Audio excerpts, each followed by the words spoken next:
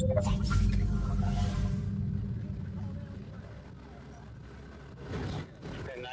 10 to 9L 70. I'm sending the primary unit.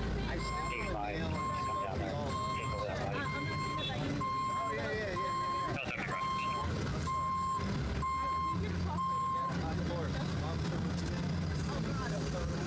And then if you just want to kind of hold everybody there, we'll do a quick debriefing.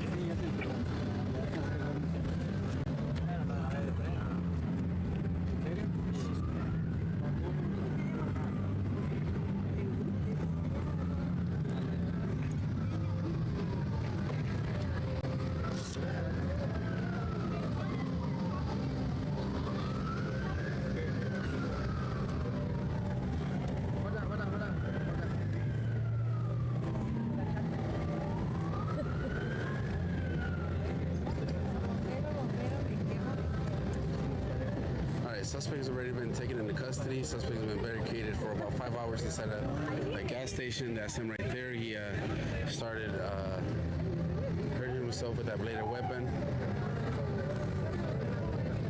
Llevaba más de 5 horas atrincherado ahí en esa gasolinera. Tenía un arma de filo. Se estaba lastimando él mismo. This is Van Nuys, California. Oh, dang it. Oh, dang, they're gonna block the view.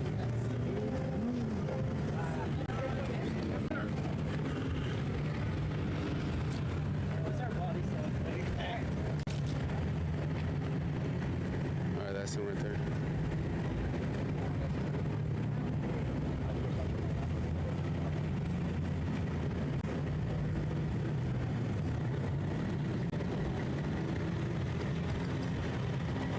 So he does have some puncture wounds. He has some cuts that he did himself with that bladed weapon. Sí tiene algunas cortaduras que él mismo se provocó con esa arma de filo. 5 hours, about 5 hours barricaded inside of the gas station, Sherman Way and Sepúlveda, city of Van Nuys. En la ciudad de Van Nuys, Sherman Way y Sepúlveda, estuvo más de 5 horas atrincherado ahí en esa gasolinera. How about now? How about now? How about now? Hablo inglés, señores? Señor habla inglés?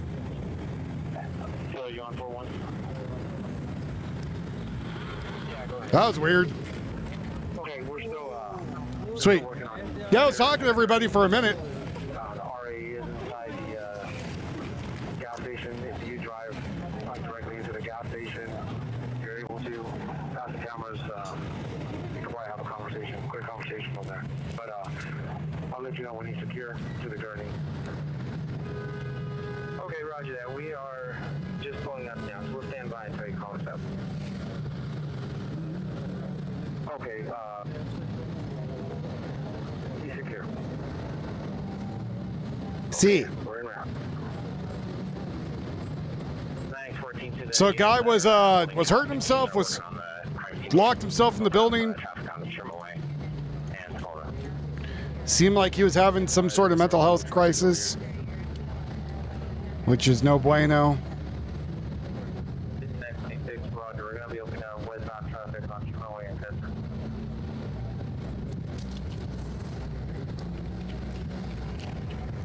Man, my OBS is being all screwy today.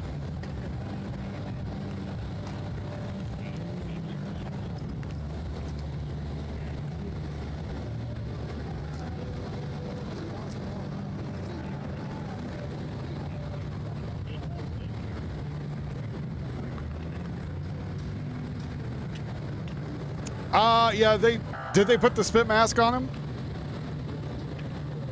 Again, doesn't surprise me if they did.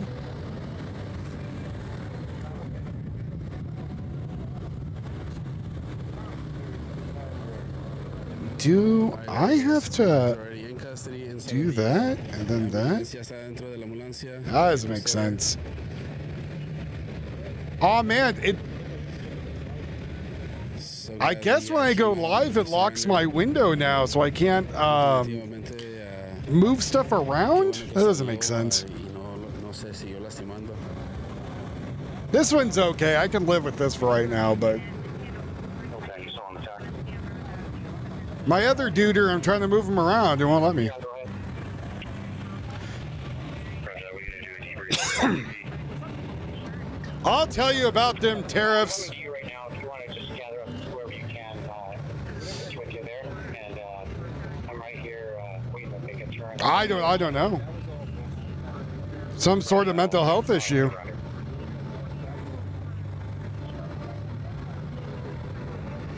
I don't know what Force SDR is, but we're going to see what it does. Nope. Doesn't do what I want. Oh man, that was wild. That was crazy. All right, guys. Thank you guys for joining. Thank you guys for liking. Thank you guys for sharing, following. Appreciate you guys. I'm also streaming on YouTube. Castillo 8 on YouTube as well. You guys can watch the replay if you guys missed. Okay. So what's going on with the tariffs? Tariffs. Apparently,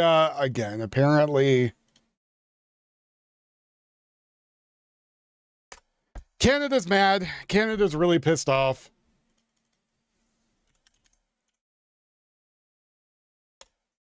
But what the Prime Minister said today on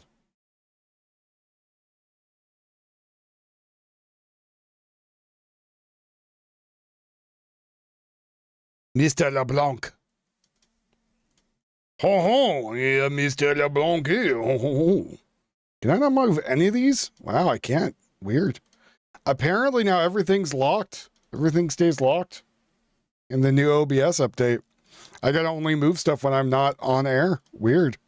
That's gonna make things interesting, for lack of a better term. What comes next? Pendant une bonne partie de notre histoire, les Canadiens et les Canadiens ont pu compter Canadians sur des vents commerciaux could favorables. rely on favorable trade and a stable relationship with the United States, more and more open access to the U.S. market, Que les deux pays and rules comprenaient that both countries understood and abided by. ces vents n'ont pas simplement But changé de direction. Le climat that did not a just aussi change direction. changé. The climate also changed. Can't control the storm that blows in from Washington. We can, however, chart a new course by building Canada strong at home and diversifying our trading relationships abroad.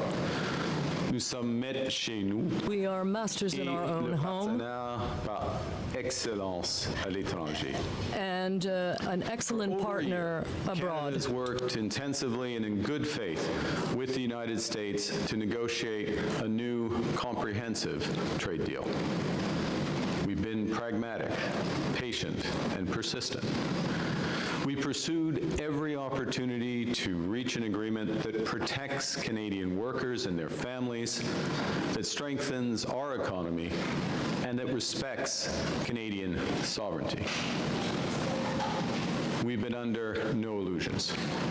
We recognized from I the fixed it. start Sweet. that America Awesome. has changed. Early last year in this room, I observed that the decades-long process of steadily increasing integration between our economies was over. Our government understood before many that America would transform all of its commercial relationships, that it would put a series of tariffs on its closest allies and use economic integration as a weapon. We recognize that sometimes it's No, that's not what happened. What happened is United States got tired of us giving money to everybody else, right? And Canada has been taking money out of our pockets for years. Same with everybody else. We pay for all their military. We're out there like, yeah, well, we have the biggest swinging dick out here, so we're going to make sure everybody else is safe. Then you turn around and you talk shit about us all the time. You treat us like crap. Yeah, how about no more? How about no more, right? How about we start looking into more domestic trade and said, hey, if we tariff you, then people who live in the United States and building factories in Canada and Mexico and overseas might think twice and go, hey, we need to move business back. Because businesses in America do what? What do they do, ladies and gentlemen? Well, what does that help with? That's right, more jobs. The more jobs you bring back, the better.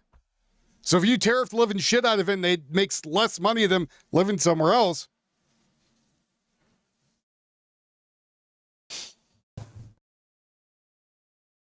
Yeah, United States needs nothing from Canada. I've had Canadians come in here and tell me about magic gold they have or oil.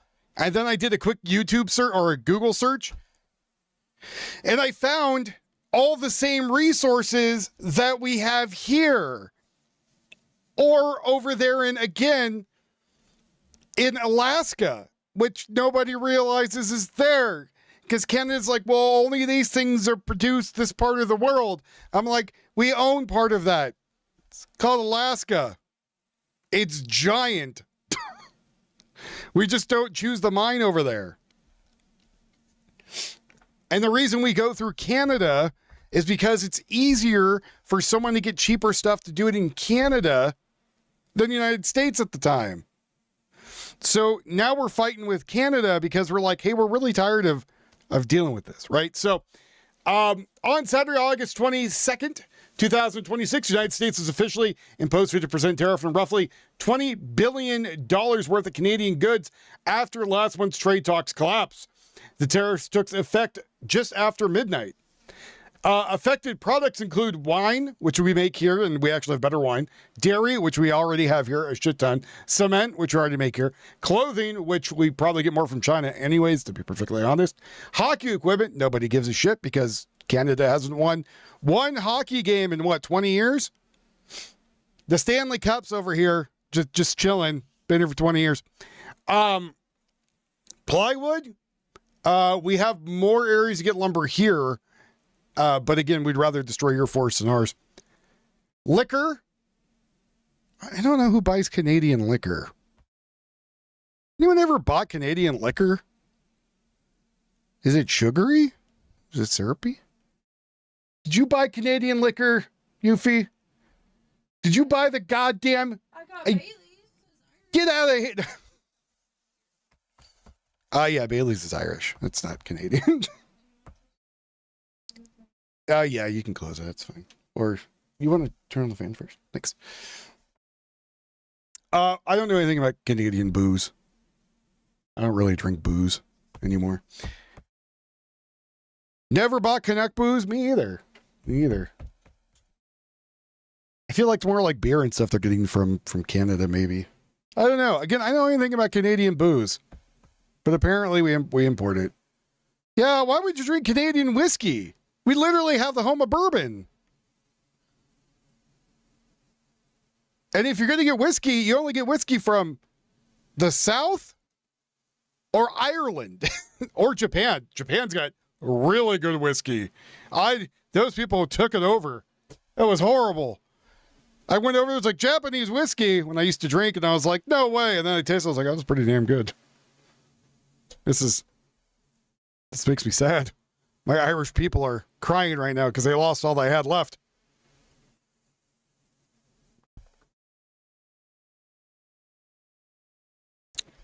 Let's see what else. What else do we not have? Electrical equipment, that could be a problem. I don't know what electrical equipment we're getting from Canada, but that could be an issue. I could see that being a little bit of an issue. Honey, we have more honey here than they do. Seeds are more of a domestic thing. So stuff that might only grow there. Furniture, nobody cares. And 5% of Canada's and about 5% of Canada's export to the US. 5%. Poutine? I don't want poutine. I'm sorry. Poutine sounds gross to me. Sounds like my gallbladder would hurt after it. Certain fatty stuff makes my gallbladder hurt as it is. Canadian Prime Minister Mark Carney suspended trade negotiations, directed negotiations to return to Ottawa. Canada will impose dollar-for-dollar retaliation tariffs starting September 8, 2026. Mind you, that hurts Canada more than us, right? Canada has Tylenol with codeine on the shelves. Oh man, time to get that lean on. But Canada's now doing it too. But Canada gets a lot. I mean, a lot of imports from us, more than we get from them. What's a good whiskey brand? When I used to drink whiskey, I would drink Jameson. I really like Jameson. I would just drink that just straight with some ice. Or Satori. I think that's a Japanese one. Maker's Mark wasn't too bad. Then you could start getting into stuff like all the other stuff. The scotches and stuff like that, but I'm not a big fan of Johnny Walker. I like more of, I think, a sweeter whiskey than I do a more strong flavored one. But I haven't drank whiskey in years. So anyways, Canada will impose dollar-for-dollar retaliatory strikes starting September 8, 2026. Again, that's going to hurt Canada more than us, to be honest. So if you're Canadian, if I were you, I would start being a little bit worried because you guys import a lot from us. And a lot of it's food.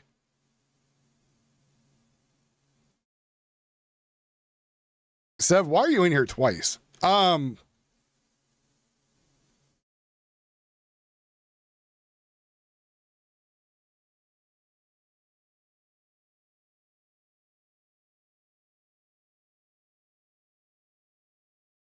But yeah, so Canada is going to have, I think, a food crisis. Like, United States will be fine. We'll be able to still make stuff, whatever. And again, the United States needs to start really turtling in. Like, sorry, guys. I know all the rest of you around the world are going to be unhappy about this and hearing it. But the United States needs to turtle in.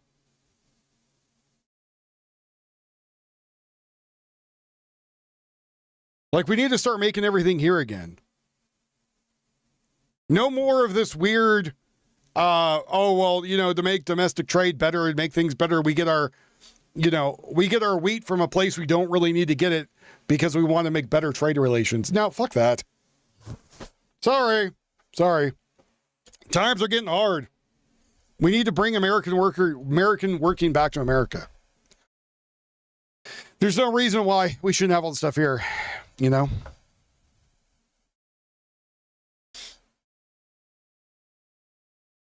They import most of their testosterone from America? That's mean. Yeah, so again, I don't know why a lot of Canadians out there feel that America is going to come begging. Like, we're a bigger country than you. Like, populace and production by a lot. I mean, by like a lot. Like, I remember hearing Canadians being like, well, if we went to war with America, Canada would die. There has been AI calculations doing this for years. Then once AI was able to be smart enough, people started doing math on it. Did you know in a war against the United States how long Canada would last? A week.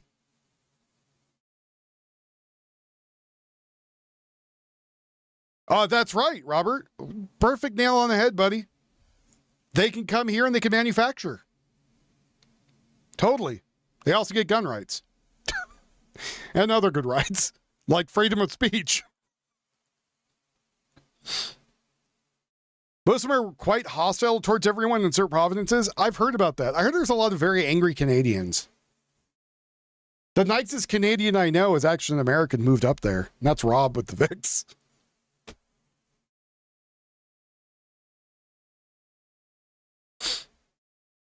But again, so they did a large calculation about, because people were wondering how long it's going to take. Let's go see. I'll ask her right now.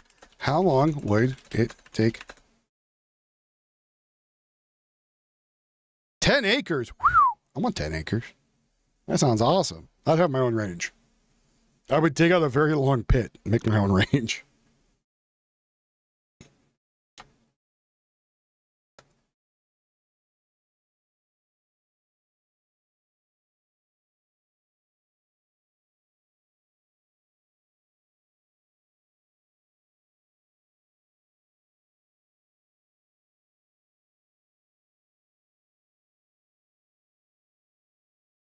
I'm asking the robot right now because I'm curious again because I haven't looked this up in a minute.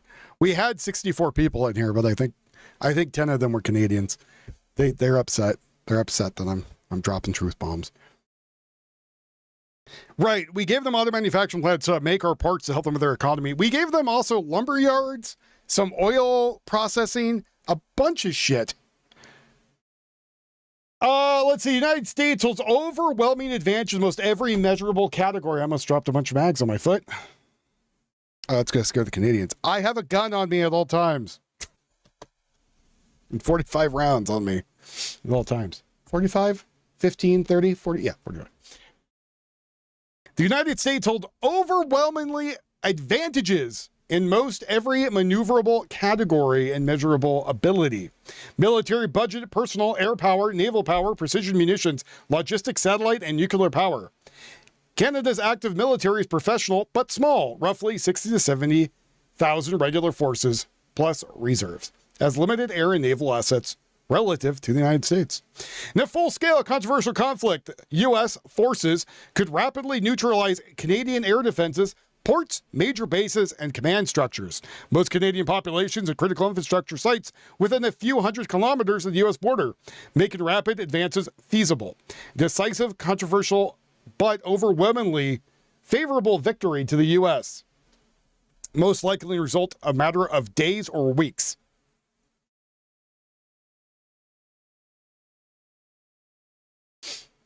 Yeah, we're gonna find a bunch of people out there.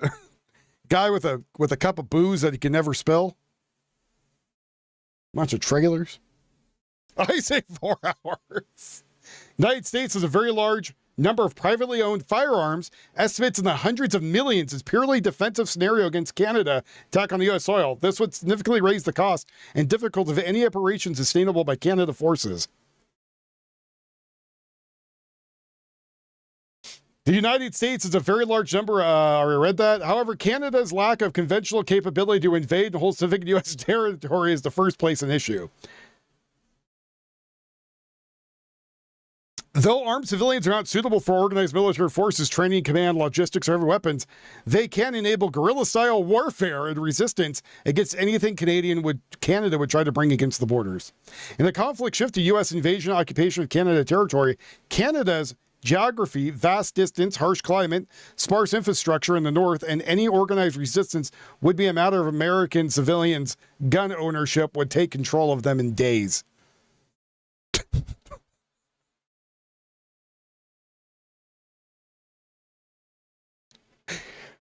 Oh, God.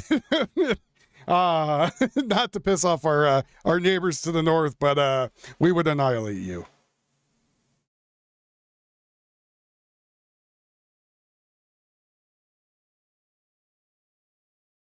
The biggest problem would be a prolonged political or public support for the war. Purely conventional fight would end very quickly.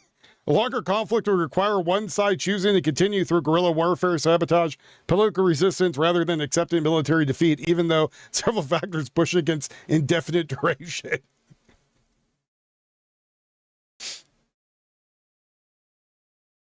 So, you know, it's funny when I hear Canadians talk shit to Americans all the time about literally, well, hey, don't you know we got free healthcare, man? Yeah, you also take 50% of the goddamn tax from people's checks.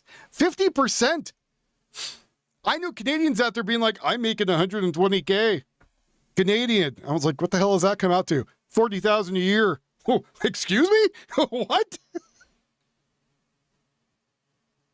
I would not be surprised about how many Canadians would prefer to live in the United States.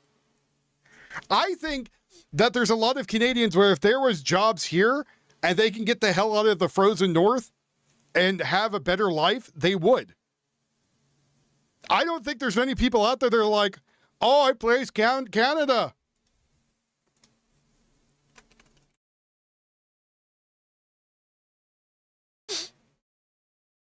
Again, I think a majority of them would rather live here.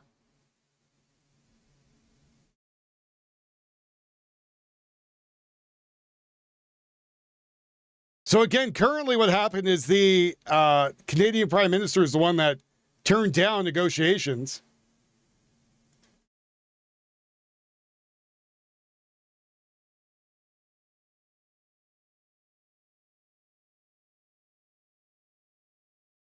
Yeah, like maybe they should get out of the thumb of the Queen. That would be a good start. Same with Australia.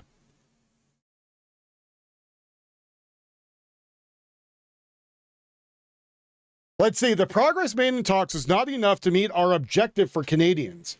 He specifically cited last-minute changes to the U.S. proposal terms. Then he described as unfair, uneconomic, and that called to question the reliability of any deal.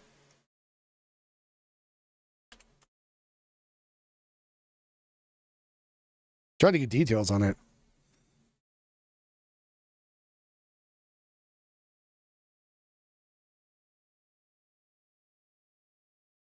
Well, again, we're not going to... The conversation we're having is not if we're going to attack Canada in a war.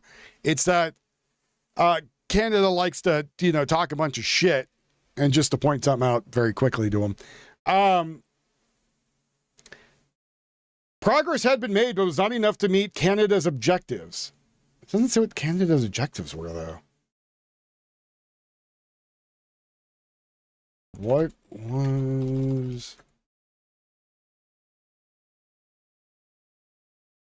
was Canada's objective?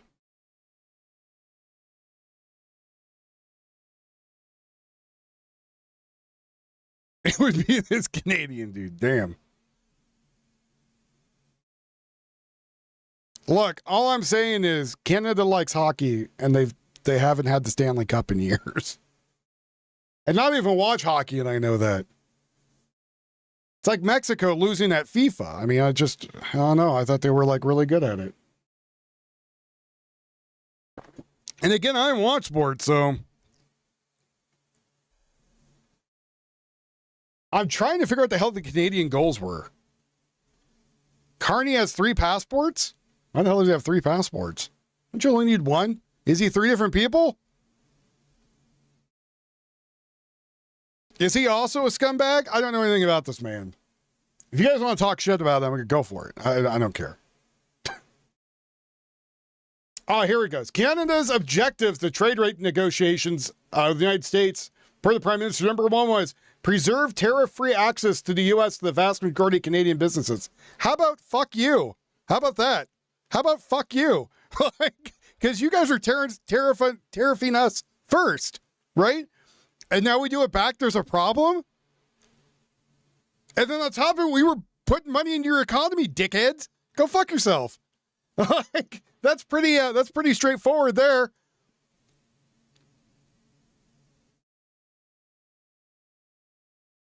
Provide greater stability to the overall Canada-U.S. trade relationship. Okay, it's kind of vague. Significantly reduce U.S. tariffs on Canada's key strategic industries so that Canada businesses in those sectors would have best access of any country in the world. So why would we do that? What are we getting out of it? Right? What's the United States getting out of that? Because again, they tariff us. Why can't we do it the other way around? What's the problem there?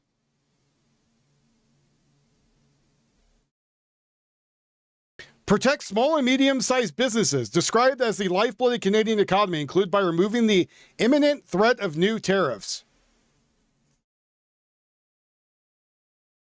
Let's hope to God we're not getting their whiskey.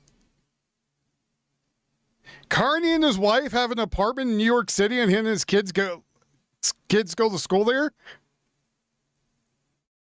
That's just weird, man. Like, why? Is your country so shit you don't want to have your own kids taught there? That should tell you something. Or he's a scumbag. Wants to learn from New Yorkers. I don't know which one. Maintain Canada's flexibility, independence, and sovereignty so the country can continue building future Canadian wants. You're under the thumb of the Queen. What the hell are you talking about?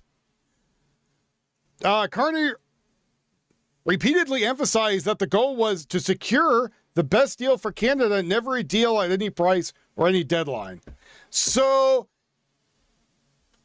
his goal is to fuck over the United States so he gets on top. Otherwise, he's not doing a trade negotiation. Canadians, I'm going to tell you right now, food's going to get hard, man. When your winters hit and you guys can't grow shit, I know you guys have like greenhouses and big fields of stuff covered, but is that enough? Is that enough? I don't think so.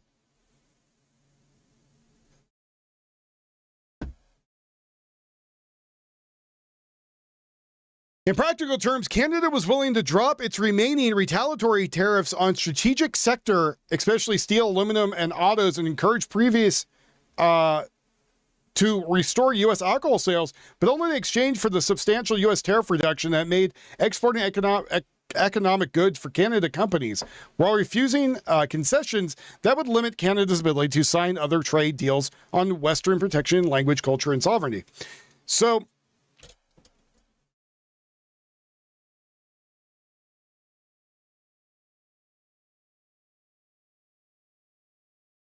mind you, there's other tariffs still in the United States, right? So Canada wants no tariffs on them. They want to freely trade the United States because trading the United States keeps them in business, right? We can all agree on that.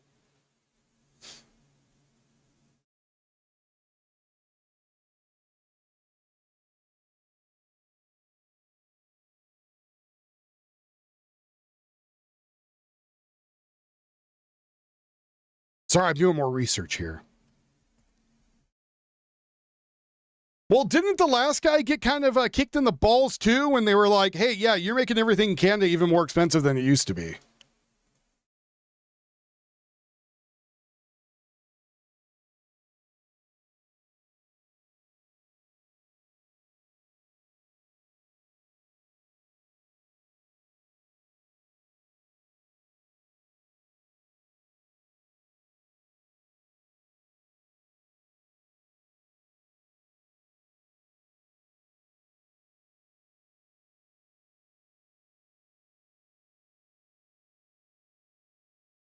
So steel and aluminum, 25% on tariffs of many U.S. and steel aluminum products. These started in March 2025.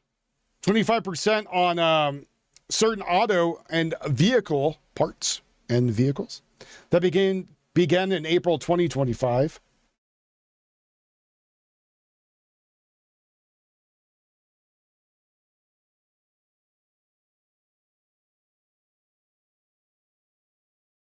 Yeah, I think it's all the same administrations, different faces. Signature was written in pencil. We worked in that context to try to strike a... Oh, so under the Canadian-United States-Mexico Agreement, also called the USMCA, which replaced NAFTA and took effect in 2020, the vast majority of goods traded between Canada and the United States entered duty-free 0% tariffs as long as they met agreement rules of the origin. This covered most industry goods. Cars met regional containment requirements, many agriculture products, and a huge range of everyday items. Only relatively small and sensitive products still face tariffs in those quotes. But that was on the wrong way.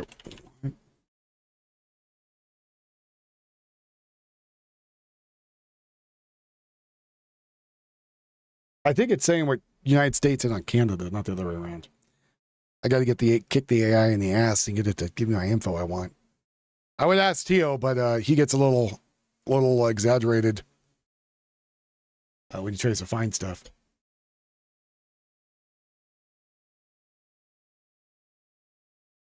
So before 2020, apparently there was a huge amount of tariffs. Let's see, very high tariffs. Canada maintained protection on a small number of small, sensitive subjects. Very high tariffs applied. Once small quotas that filled often 200 to 300% of most overall quota amounts. The system has exceeded for decades and not specific to any recent disputes. Some alcohol and tobacco, but dairy, poultry, and eggs specifically was 200 to 300% tariff on the United States. Other meat and agricultural items coming in.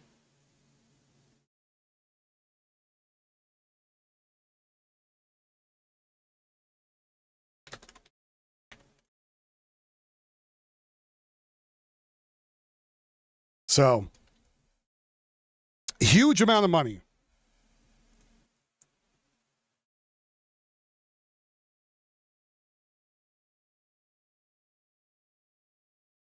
Yeah, so that was the tariff that was already there, and then that had kind of exploded.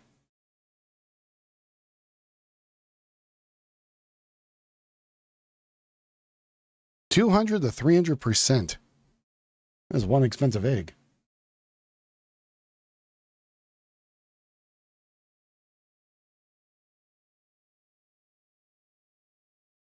They killed us on lumber too after we opened our market to them. Yeah, I feel there's a lot of other shit going on in there that the robot's not really bringing up for me because I'm not asking the right questions. They have no eggs. They're not able to breed. Yeah, so there was that, and then certain other products were just fully denied. There was Americans that were thrown in jail because they're just crossing the border by accident. All kinds of stuff. All kinds of stuff. All kinds of stuff. So now we put a tariff on them saying, hey, and you know, tariffing's not bad, especially with an economy that's up to $40 trillion in debt. Mind you, I don't know who's going to come collect on that debt. It's weird. One of the people that has most of it is Japan, which is strange. Well, not most of it, but a very high percentage. I think they're the most that have it, percentage-wise. The rest owes to the American people. Most of it is us who are in debt to the state, or state's in debt to us. But, you know, when I go to try to get medical stuff, they tell me to go F myself, which is weird. And don't forget all the people on the terror watch list flown down from Canada. Yeah, so, I mean, the American people are just kind of tired of bullshit. And we kind of, you know, you might be unhappy if you're Canadian because you live there because of the tariffs. Tough shit. Welcome to a global economy. A fair deal on which Canadian businesses and workers could rely. Our goal has always been to get the best deal for Canadians. Never a... Also, it's not our job to keep you in business. No, I don't know. They arrested Jake Lang, and that's all I know. I saw he was getting, people are like, you need to wake up at 10 a.m. No. I've learned a long time ago now, no one donates shit in the morning. I'm not coming on in the morning. Sorry, it's not worth it. I could be sleeping. I have medical issues I deal with. Whatever. I'd rather have a good night's sleep. So, do I need to go see Jake Lean be agitating people and just for the content that I make no money on? No, I don't care. Sorry. Not sorry. Like, I don't care.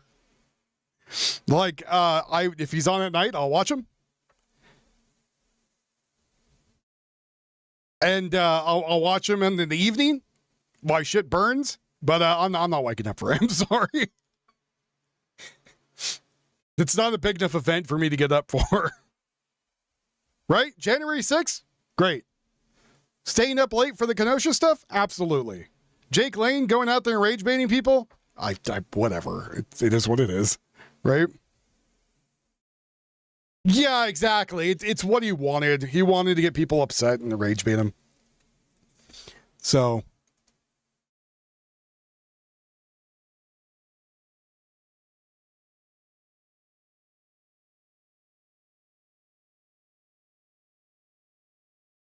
yeah, so normal, you know, and that's what it is.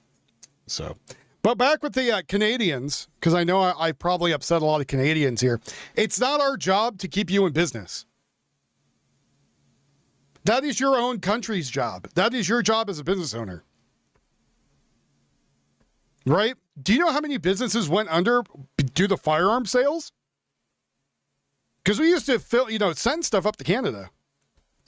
So we will tariff Hollywood for filming in Canada? You know, I wonder that too. Because right now it is cheaper to film in Canada. So the Rookie, right? Rookie takes place in Los Angeles, filmed in Canada. They come down here, they do B-roll, and then they move on.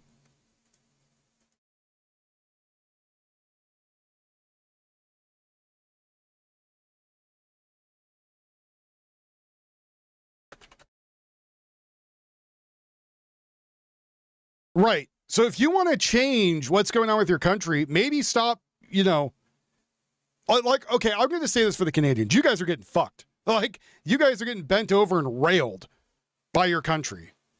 And this isn't coming from some American that doesn't know what he's, talking about. This is coming from the Canadians who come in here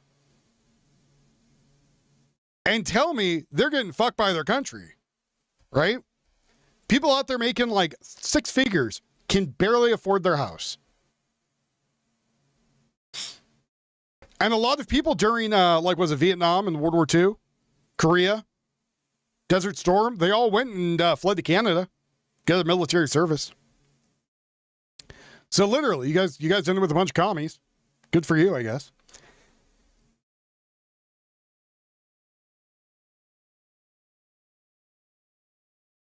McDonald's is over $20 a person? That is stupid. And their money doesn't go as far, right?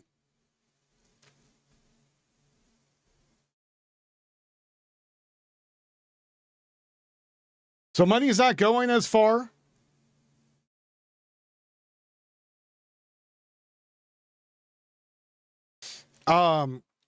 Getting taxed to high hell.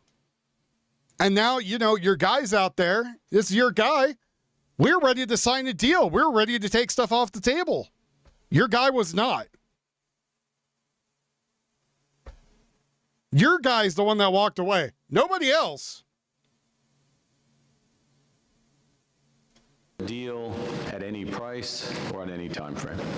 So he doesn't want to negotiate. He wants all this stuff good for Canada, fuck America, because he's a prick, right? And I understand he's French and that's part of his DNA, but he's a prick. Like, you're not going to win this where you're going to turn around and get, not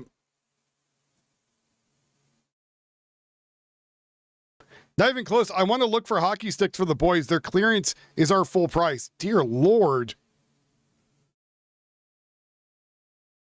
But your dude's being an asshole, right? Your guy's out here trying to say, oh, well, we're going to do whatever's best for Canada. We're not doing it for a negotiation. We don't really want to negotiate. We want them to bend the knee to us. That's not going to happen, and your people are about to starve.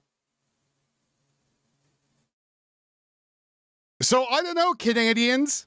Maybe you might want to grow a set of testicles and, maybe have a little Civil War thing, kick the Queen the fuck out, and get rid of this guy too while you're at it, and everything else. Maybe make your country, work. I don't know. But we have socialized health care. You Americans, we don't understand how your health care works, but we talk out of our ass and think that everyone's just dying in the street. No, that's not what happens. Anywhere in the United States, if you're sick, you can go get health care for nothing. Nothing. Doesn't even affect our credit if no one pays. The amount of homeless people that come out there and go and use it like their personal food and shower location, then get medical services is outrageous. Castro Jr.'s resume healthcare coverage. Don't forget. So yeah, every American here can get health coverage. Nobody gets denied it anymore. That's not a thing. I know you watch the news and you think it is a thing, but it's not. If I got shot right now and blew off my leg and I have no health insurance and I walked in there with my leg in one hand, I guess I'm going to be walking, crawling in there, leaving a trail of blood behind me with my leg in my hand, their doctors would not only give me the top health that they could in the hospital, but try to get my leg sewn back on. And if couldn't, I'd get a free prosthetic.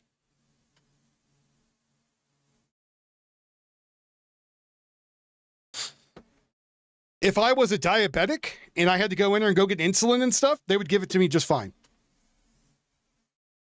That whole we have more healthcare shit than you doesn't work anymore. It's not a thing. Like, and here's the other thing. Canada's a fucking joke to the rest of the world. The rest of the world doesn't even know who the hell you are. There's people in Europe that think you're part of America. They just think you're some big state with a leaf on it.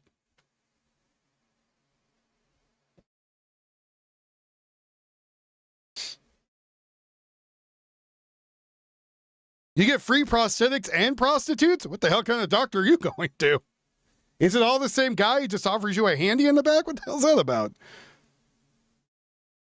Canadians are coming to Minnesota and Michigan for free health care. Yeah, that's the other thing. It's really nice when grandma's getting sick and she has a lung infection. And instead of them going, hey, we're going to give you antibiotics, they go, excuse me, grandma, have you thought about euthanasia? Real great medical system you got there. Right on. You know, my doctor doesn't tell me, you thought about dying?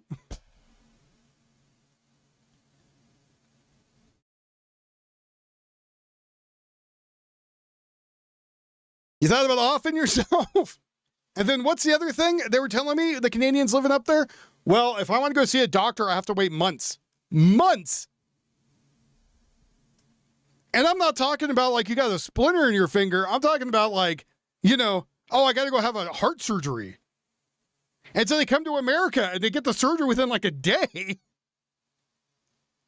What else you got for me, Canadians?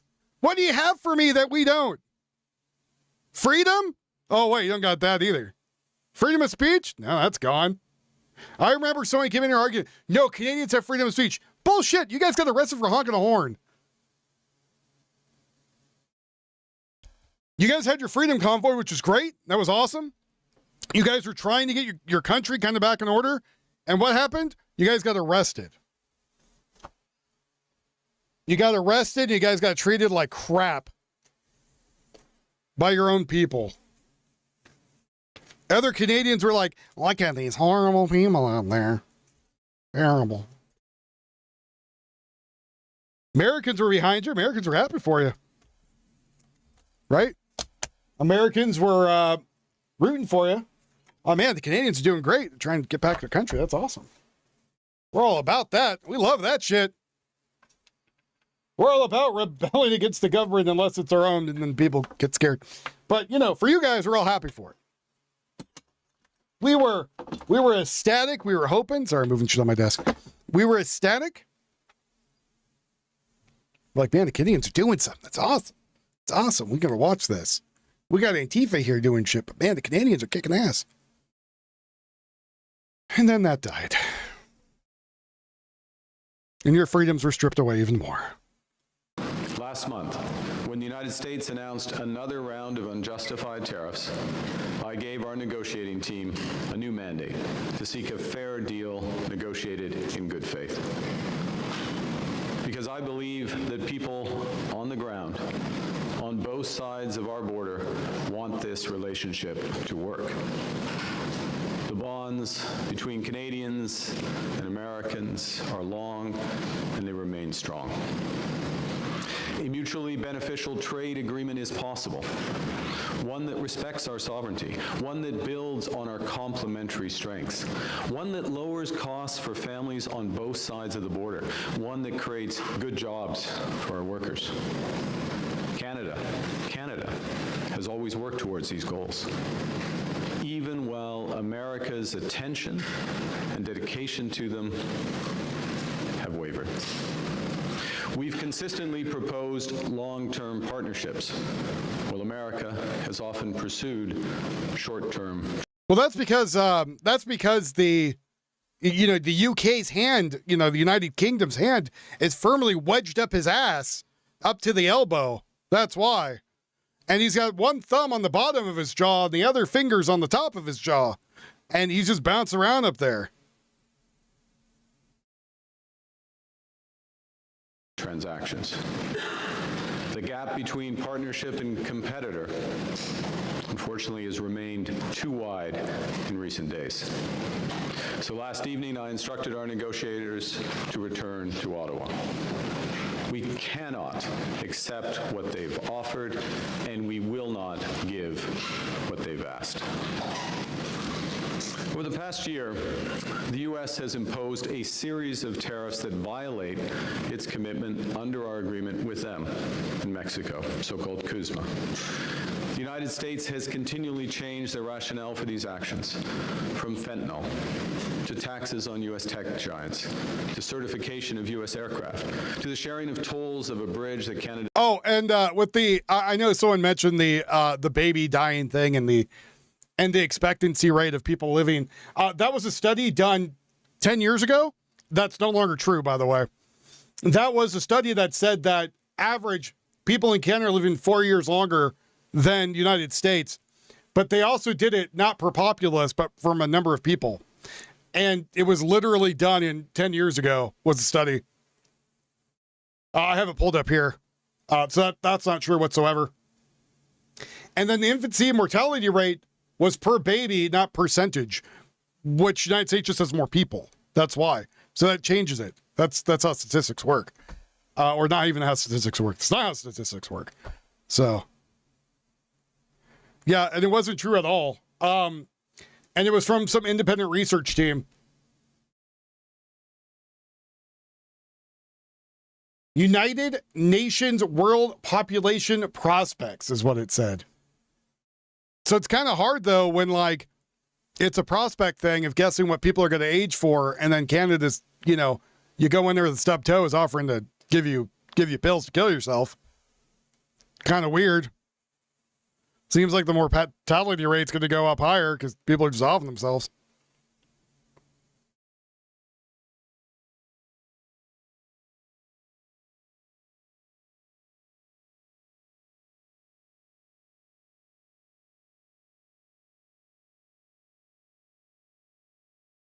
Well, that's Switzerland, Japan, and Spain. That's not Canada.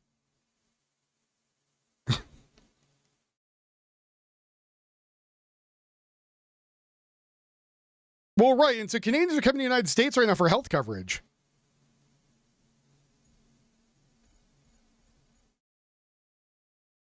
So I don't know.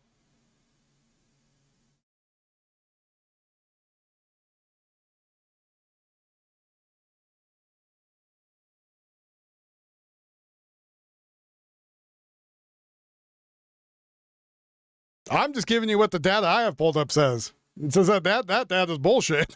Built and paid for, to our dairy policy, to provincial decisions not to sell American alcohol during the trade war, to a television advertisement. Oh, wow. We stopped selling them alcohol and nobody noticed. From wildfires while they threatened our communities.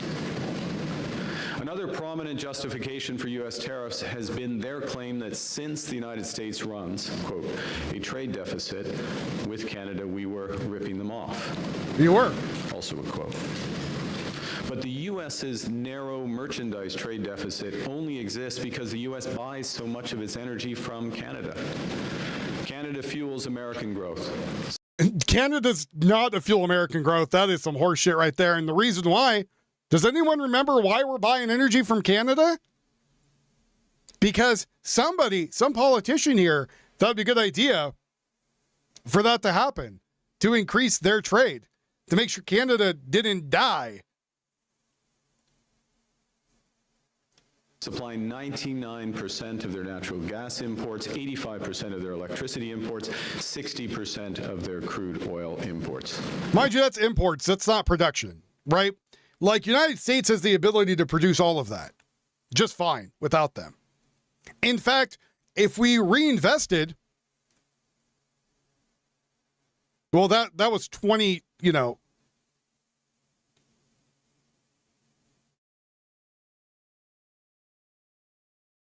Yeah, but you're just quoting stuff. You're not saying where it's from. I mean, I could pull, you know, stuff out of my ass too. But the reason why we import them was to keep the country alive, because they needed reasons to keep going.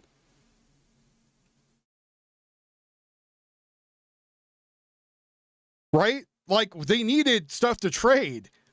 So the United States could reinvest in itself, build power plants, build gas facilities, and still have more than enough land to do whatever the hell we want with, and still go up to Canada and drill. Or not Canada, Alaska. Or the United States and drill. I mean, it's nicer to destroy someone else's country with that shit than ours, but let's say we told Canada to go, you know, kick rocks and stopped all trade with them. You know who that's going to hurt? Canada. Did you know that you could go to a place called Vermont and also get maple syrup?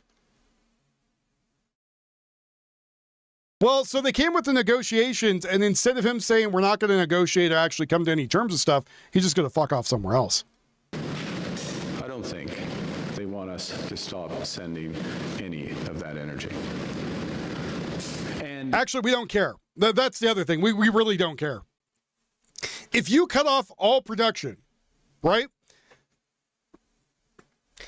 United States would do this weird thing that we've always done, which was become more independent and then build shit in the United States to make it work. That's what would happen. There wouldn't be any weird thing of going, oh no, we're so terrible. Oh my God, with that Canadian stuff, oh, we're all gonna, no, that would not happen. No one would care.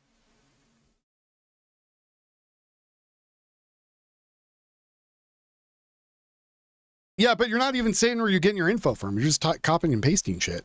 Like,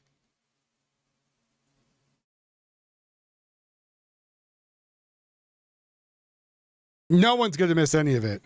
No one's going to miss any of it. Again, what's going to end up happening is all the stuff in Canada is going to go up even more in price. They're going to tax their people even more, and that's it. Then Canada will have to go rely on some other place to get oil and, production because no one's buying their shit. Oh, maybe Saudi Arabia will take pity on them. Who knows?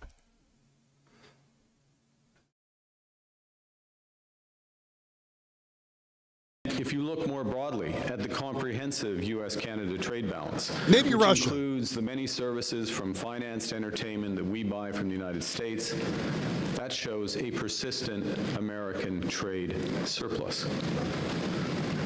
Most fundamentally, trade is about... Also, he's not the guy making the negotiations. There's a trade team doing it. He's talking out of his ass. Building mutual strength, creating a relationship that benefits both countries. For example, Canada is the largest customer for U.S. cars. In fact, we buy more American-built cars and trucks than the United Kingdom, Japan, and China combined. It's the same for American steel products. Canada is also the largest customer for 26 U.S. states and a top 3 customer for 45 U.S. states. Last year, Americans sold almost $600 billion in goods and services to Canadians. That's more than $1.6 billion every single day. On the other hand, Canadian exports to the United States lower costs for American families. In contrast, tariffs are taxes. Taxes which are ultimately paid by U.S. consumers. While the United States has imposed a seemingly endless stream of tariffs and threatened more, Canada has, by contrast, taken several steps in good faith to try to find compromise and secure a comprehensive deal in the best interests of both Canadians and Americans. Nos négociateurs ont cherché un nom. Oh, my penis smells like rancid cheese. Oh.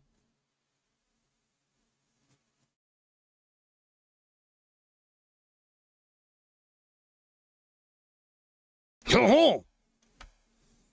Our country has to be things that speak. Most of them all speak English, but I have to say it in French. Oh. Like the idiots here are doing Spanish. Everyone speaks goddamn English here, just people choose not to.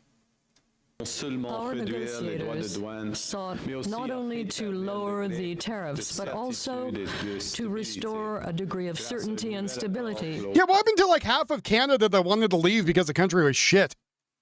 Was that Quebec? Through a new comprehensive agreement that Canadian businesses and workers could rely on, which brings me to the most recent negotiations. Last month, the U.S. announced that effective August 19th, it would impose 50% tariffs on a series of... Why are you jumping back and forth between two languages? Do you not know how to bullshit in English?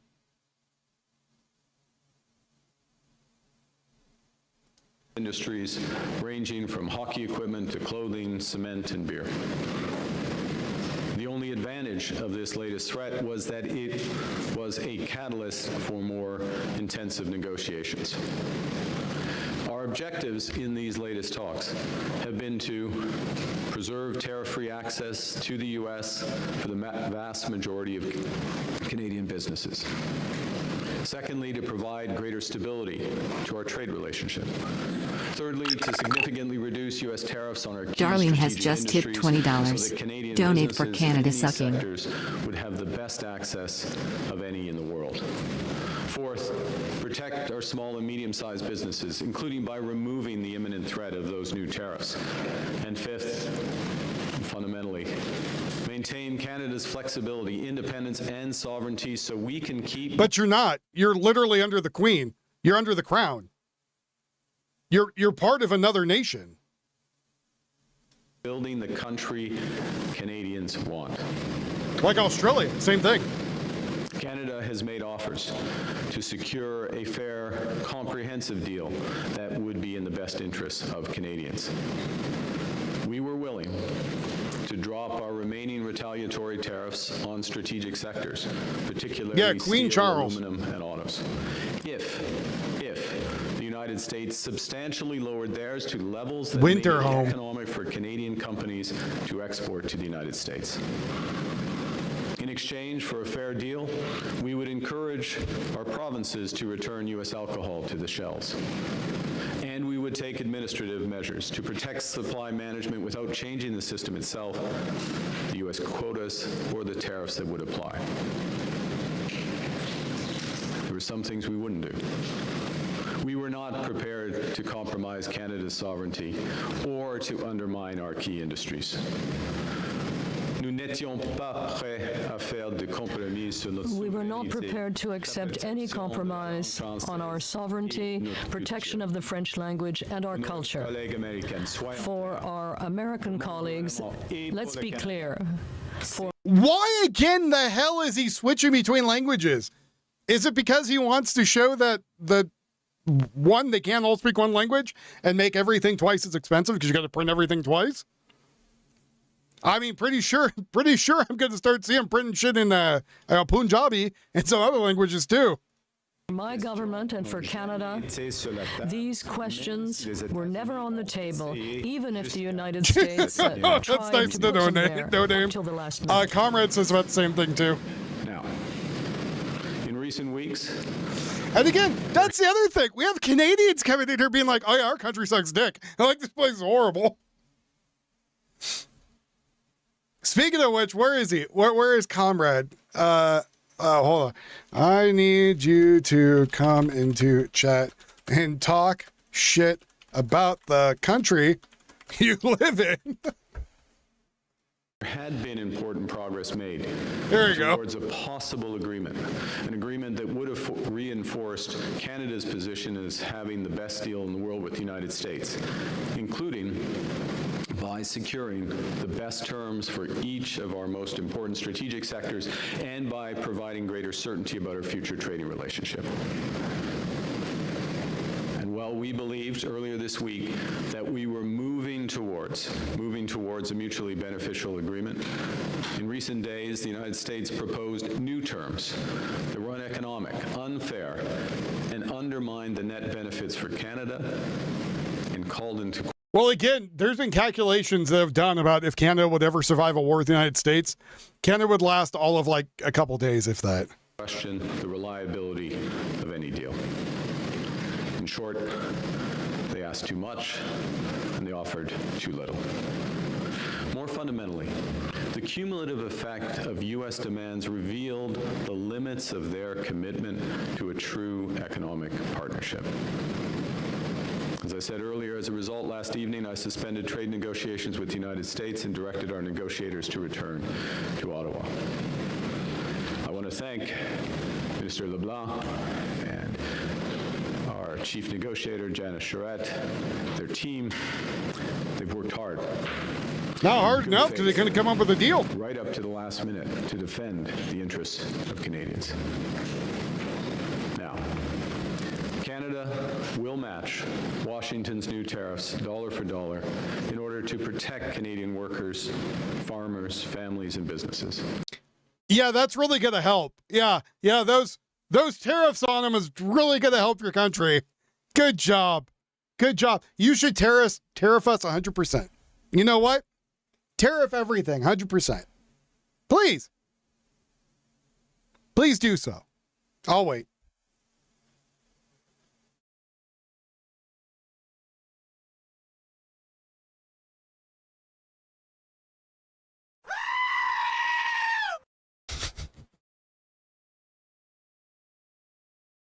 Still waiting. Our response will be concentrated in sectors such as steel, dairy, appliances, agricultural equipment, pulp and Everything. paper. Tariff us 100% on everything. Tariff us so much that the businesses there realize they need to come back to the United States and remanufacture here. Do it. Do it. Please do it. Electronics. Also include products that are currently subject to unjustified Section 232 and 338 tariffs. This is a focused response to protect and defend our industries and allow them to compete with U.S. products in the Canadian market. In the coming days, we'll release details of these new tariff measures which will come into force the Tuesday after Labor Day. Let me be clear. We take this step reluctantly. Reluctantly because we recognize that some of these measures will raise costs and reduce choice for Canadians. Reluctantly because we recognize that some U.S. companies and some U.S. states are innocent bystanders in a dispute that they did not want. Reluctantly because this trade dispute is preventing Canada and America from doing so much good that we could do together. But at the same time, we take this step confident that it is in the best interest. Oh, we're going to tax you 100%. Oh, what do you mean they still not buy? Oh, shit, we're poor. Yeah, that's what's going to happen. Nobody fucking needs you. That's the thing. Your country was built up in the asshole of the world where it's a freezing cold disaster. You know what they import a lot? I'm going to give Canada this. They have a lot of traffic accidents I like to watch because of the snow. Apparently people there drive like ass, especially trying to go over some of those mountains with the big rigs. All snowed in. See them get wrecked all the time, flipping them and shit down those hills. That's entertaining to watch. Terrible. Canadians, you know what this sound is? Oh, wait, no, that's a rifle. You guys know what that is. Sorry, you guys aren't allowed this. That's freedom of speech? I can't have that. Freedom of expression? Can't have that.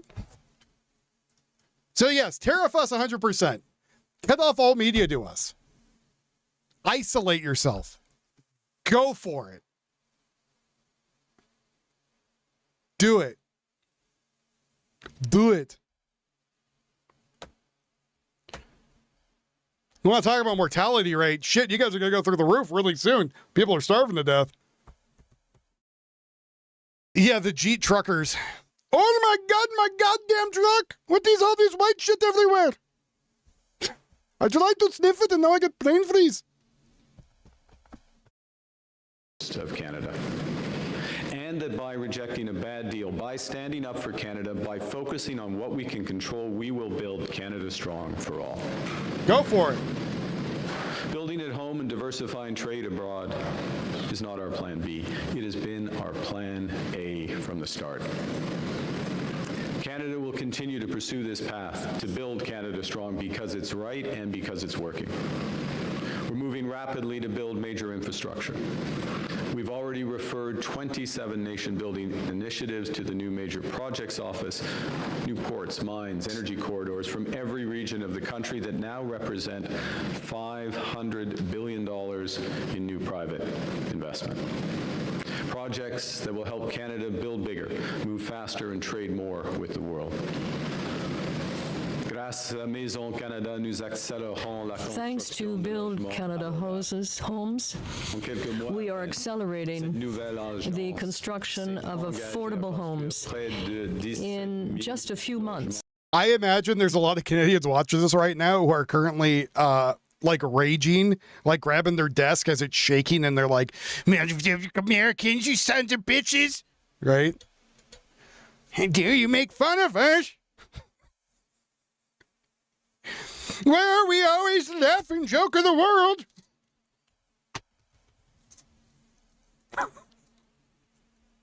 Punching their monitors and stuff. The animated man's making me upset. That new agency has committed to building more than 17,000 housing units through 17 partnerships. We are also building local infrastructure that Canadians can rely on every single day, thanks to the Build Strong Communities Fund, which represents an investment. You know who's a better ally to us is Australia than Canada, just to give people a good idea of stuff. Of $51 billion. More than 100 projects have already been announced right across the country, and they include new hospitals, new community centers, and I like the Freedom Convoy guys. I thought what you guys were doing was great. As part of agreements with Yukon, Northwest Territories, Nunavut, Ontario, and Quebec.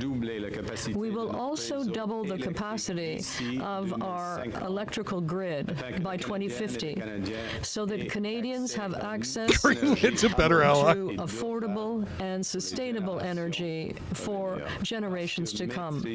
Because controlling our energy means controlling our destiny. Just last Monday in St. John's, the governments of Canada, Quebec, Newfoundland, and Labrador launched the single largest investment in Canada's history. Well, good. You guys have them. You don't need America, right? You don't need us. Awesome. That's great. Sweet. The largest clean energy project in North America ever. In deuxième Bay James. A second James Bay. Enough clean electricity to power every single vehicle in Canada. We're building our economy. Yeah, but your guys' gas is a shit ton more expensive. So you guys can have all the gas you want. No one can afford it. Who cares? Taking charge of our security by investing $500 billion into our defense, expanding our shipyards, growing our aerospace industry, increasing our cyber capabilities. And we're realizing Canada's full potential as an energy superpower. Just focus on moving to America, man. LNG, renewables, and low carbon oil and gas. These are the initiatives that are the future of our country. Canada is now the best connected economy in the world. Over the last year, we have signed more than 20 trade and security deals across 5 continents. We completed our most recent deal with the United Arab Emirates in a record 47 days. Canadian businesses now enjoy tariff-free access. You know, it's really nice, right? It's really nice that you signed those with the United Emirates, and that currently the only thing keeping the strait open for oil trade is the Americans, right? It'd be a real shame if we started turning your ships around too, right? That would be a real shame, wouldn't it? Access to 1.5 billion consumers. Over the next 6 months, we'll double that number through new trade deals from ASEAN to India. This fall. Oh, look, current ranking by nominal GDP of 2026. America, then China, then Germany, then Japan, then United Kingdoms. Oh boy, I don't see Canada on there. Huh, I wonder why. We will begin discussions with the European Union, the second largest economy in the world.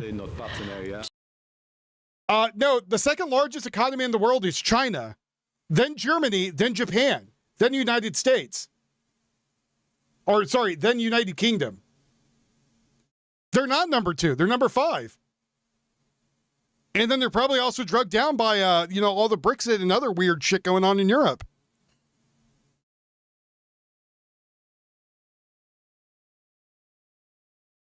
Just let them get here and then take them. This is our boat now. This is our oil. Come here. Get a bunch of people out there with yachts and the eye patches. Yar! We're pirating you. So, I don't know if this, decrepit old bastard here realizes that people can look stuff up in real time. I don't know. That's a good question. Could it be because of tariffs? Maybe.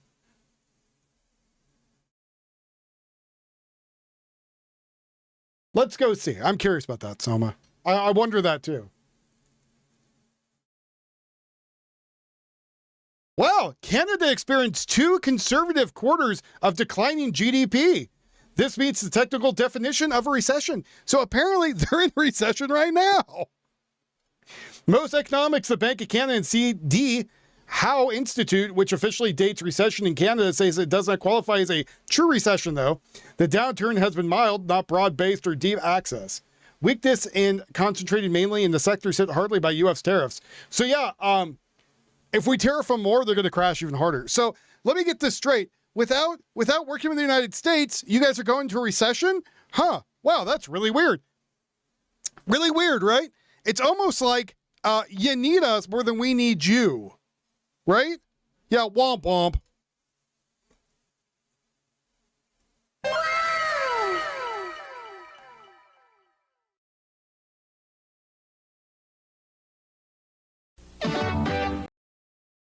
That actually was not the one I wanted, but that works too. To deepen and strengthen our economic and security partnership. Tio's looking for that shooting in India right now. Unparalleled market access because we're trusted, because we're reliable, and because we have... Because you bend over and you take it hard from everybody else, but when it comes to the United States, you're not willing to because, you know, you don't like United States reigning over you. Yeah, but Canada live in a communist country, government media, so they don't know the economy is going to shit. Imagine the U.S. had only Democrat-financed media. Yeah, well, that's what I was talking about earlier with the freedom of speech and freedom of expression and everything in Canada being taken away, right? I guess there's even like certain YouTube people that were getting fined and getting in trouble for speaking out about stuff. Now I'm in America, so I don't give a fuck, right? I'll just tell people how it is because I can go look it up. But from what I heard, the Canadian government was cracking down on people.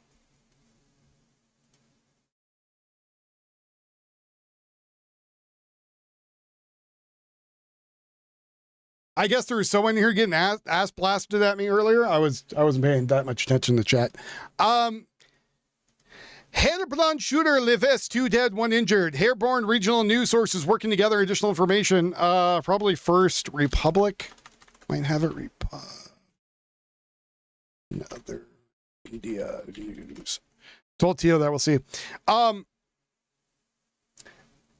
So it's funny when people claim that I live in my family's basement. I have my own house. That's something a lot of Canadians can't have because, you know, I can afford it, more or less. Thanks to people like you out there in YouTube land. Make sure you donate now so I can keep my house. What the world wants. That's why the world is coming to our door. In just 3 weeks, we'll host the first Canadian Investment Summit in Toronto. The summit is a... Speaking of people, Bez, speaking of people who are better allies to us, which is Australia than Canada. If you think I can have a little bit of it, sure, buddy. Sure, we'll give you Quebec. I can't think of any other Canadian places. Story of a Phoenix cop threatening to execute people in their car? Just keep donating, Bez. That's how you do it. I will personally secure your Canadian stuff. You just want a duck? A Canadian duck? You can go get ducks from trappers. He goes duck hunting every shit. I feel like he hunts like every week for ducks. He takes people out hunting too. He also apparently has a license for explosives because he blows up dams so you can get the boats through.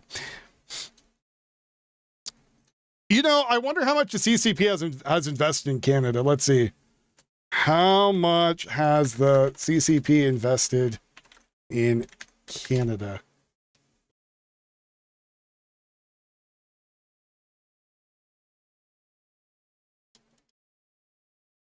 Beaver.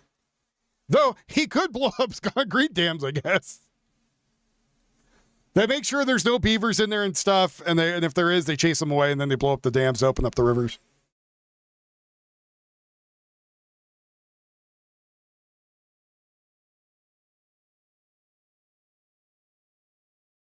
Okay, thanks. Just tell me how much China. Let's see, approximately 25 to 31 billion Canada has invested in there. Huh, weird.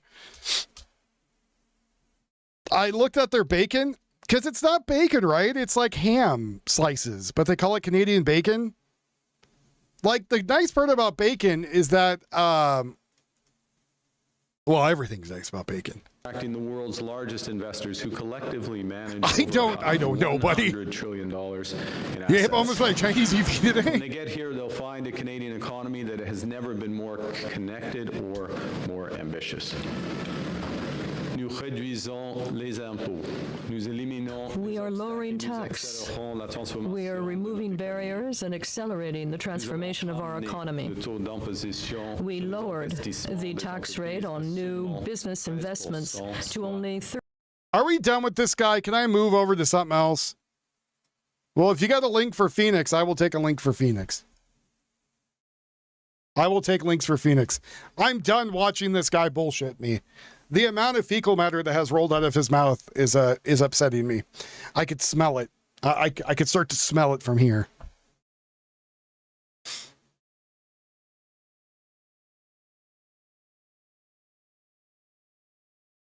Is it a live thing you're sending me over there, buddy?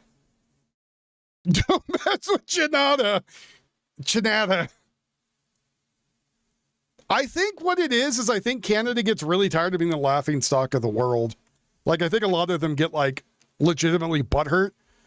And then there's, like, other cool Canadians who are like, yeah, our country sucks, man. Like, this place is hell. Yeah, like, Canada at one point was, like, what is it? A Canadian dollar was worth more than the United States dollar for a while? How do you make bacon? Yeah, you get the... Well, it depends which part of the pig, but yeah.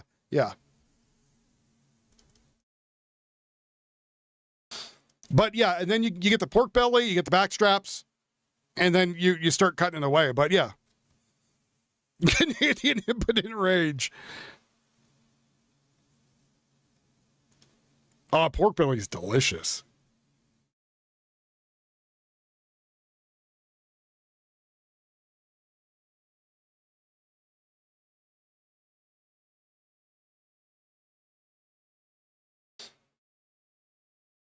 That was like the 90s. It was like, I think, $1.30, or maybe it was the other way around and I'm misremembering. It's when I only slightly remember because I was a kid. So that was, again, I think the 90s. Let's see. Let's ask the robot.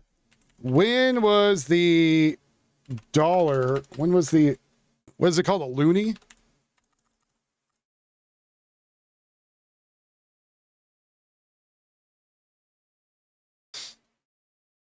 Yeah, I want pork belly too, or bacon.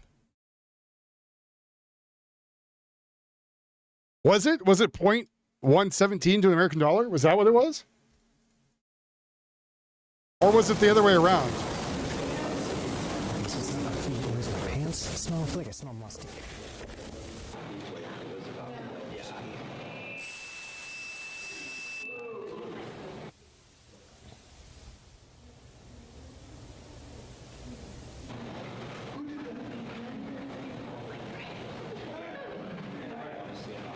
So 1950, the CAD traded at premium for most of its decade, reached a high of above $1.06 in August. Canada floated currently for 1970 to 1972 and stayed strong for several years at a height above $1.044. 2007, 2008 was $1.10. 2010, 2011 was dropped back down, and now I think it's lower, right? No doubt about it.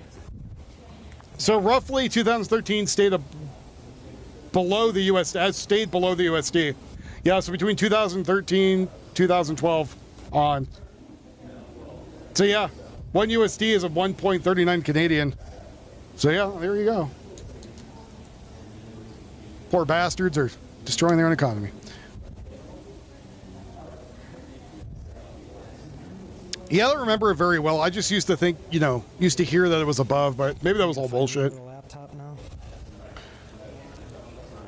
That's some cheap LSD. What'd you say? That's terrible. Well, they probably got a couple extras now, though. But,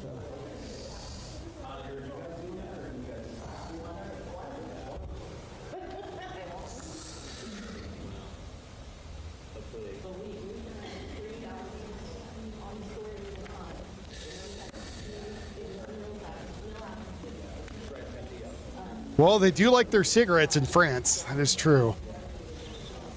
Now she's completely out. I got it. I got a video in.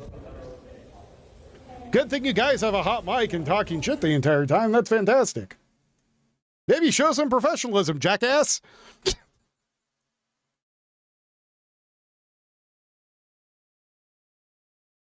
What the power of the internet? I fast forward. And then I broke it. When does this press conference start? I'm 11 minutes into it. 12. Ho ho. You know what was weird? He got upset when I started talking about the dude sticking his penis in stinky cheese. That's when the guy started raging at me. It's always weird what really upsets people. Ho ho. I like to put cheese curd on everything. Ho ho ho ho. Looks like I have chlamydia. Ho ho. Oh, that is smelly stinky cheese. Yeah, you done testing the mics? Phoenix, you guys are not a very professional group. Why didn't you cut this? This doesn't make sense. For anyone new here and doesn't know, my day job for over 20 years, I was a sound engineer and technical director. I will say at least they're using one mic and probably a media breakout box, though those TVs are very low. They should have been hung higher because that woman's a midget and they're still like hitting her head. Let's see, are you gonna not fix the audio? Nope, no, there it is. Come on there. Sorry for There the you go, delay. buddy. I'll give you a fluffer bet. Wait, no. Good. Okay, thank you. My name is Commander Mercedes Fortune, Mercedes Fortune. I'm the commander of the Public Affairs Bureau. I wanted to provide a brief summary of the incident, and after the summary, Chief Giordano will provide you with an update on where the case is today. And Chief Giordano's last name is spelled Giordano. This investigation is brought to the attention of the Phoenix Police Department by Tempe Police, and on August 13th, the officers involved were placed on immediate administrative leave. We learned that the two officers, Luis Vasquez Jr., and that's spelled Vasquez, and Antonio Felix, last name is Felix, stopped the vehicle on August 5th at approximately 11:30 p.m. Listen, if she used to be an OnlyFans person or a porn star, she looks like she was doing it in the paper back in the day, in the personal ads. In the area of 19th Avenue and Broadway. During that traffic stop, force was used against both the man and the woman. The traffic stop was not reported by Officer Vasquez or Felix. Hey, Julius. Additionally, there was no body-worn camera activation. The Special Assignments Investigation Detail assumed that investigation for criminal allegations.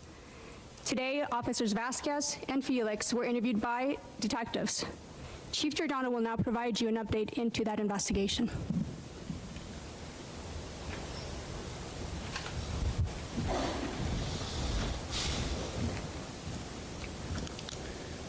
Good evening. Thanks for being here.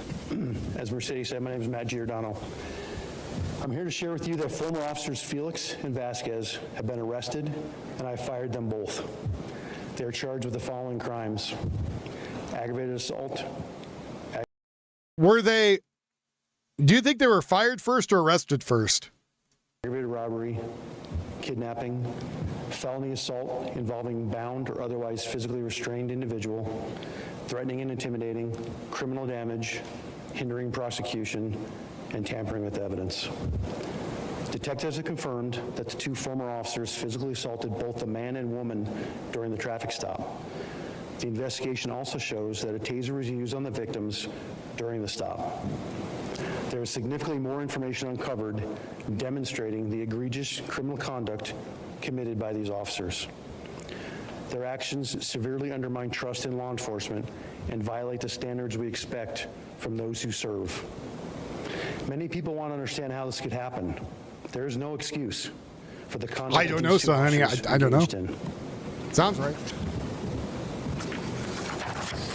My commitment is not limited to the criminal investigation. This will not stop here tonight. The Professional Standards Bureau will move forward to identify if any other individuals are involved and determine whether there are broader systemic concerns. Our Organizational Integrity Bureau has already begun its audits, and any findings related to unacceptable behavior will be addressed accordingly. When we become aware of misconduct, we take action and we hold officers accountable. Yeah, I don't know how that works No either. community members should suffer what happened here.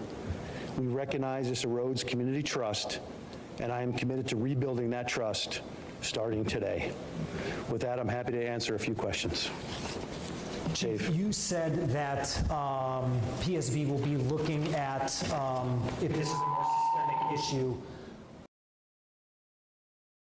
Learn how to balance your room, please. Roll off your highs. Thanks. Is there concern that other officers in this unit may have known about this or could have done similar things? Is that what you're describing? Dave, my concern is more broader than that.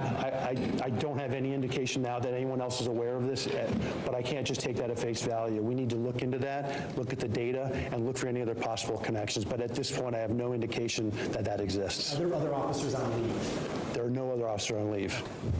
Connor Greenwald, JCC News. Do you have any clue what their motive was? I don't. I still have questions. This is an ongoing investigation. That's why our Internal Affairs Bureau will continue to work on this and try to determine that. I don't know their motivation at this time. Yes. Was today the first time that they were interviewed by detectives? Yeah, I want to see the body cam footage of Today was this. the first day they were interviewed by detectives, correct. Were they on duty at this time? They were on duty. If today was the first time they were interviewed, as a layman, you had enough on August 13th to put them on leave, covering other cases with these same charges. I don't recall a case where folks waited for a week and a half to be interviewed. Detectives would normally go pick them up right away. Did they receive any special treatment here because they're officers? Absolutely not. I would argue that complex criminal investigations such as this take time to build. You might not be aware of that. You just see when we make an arrest. You don't see when we found out about the case and what we did to build that case. The important to me is making sure not only making an arrest. That's important to me. I felt on that date, putting them on administrative leave, in my opinion, they do no more harm to our community members.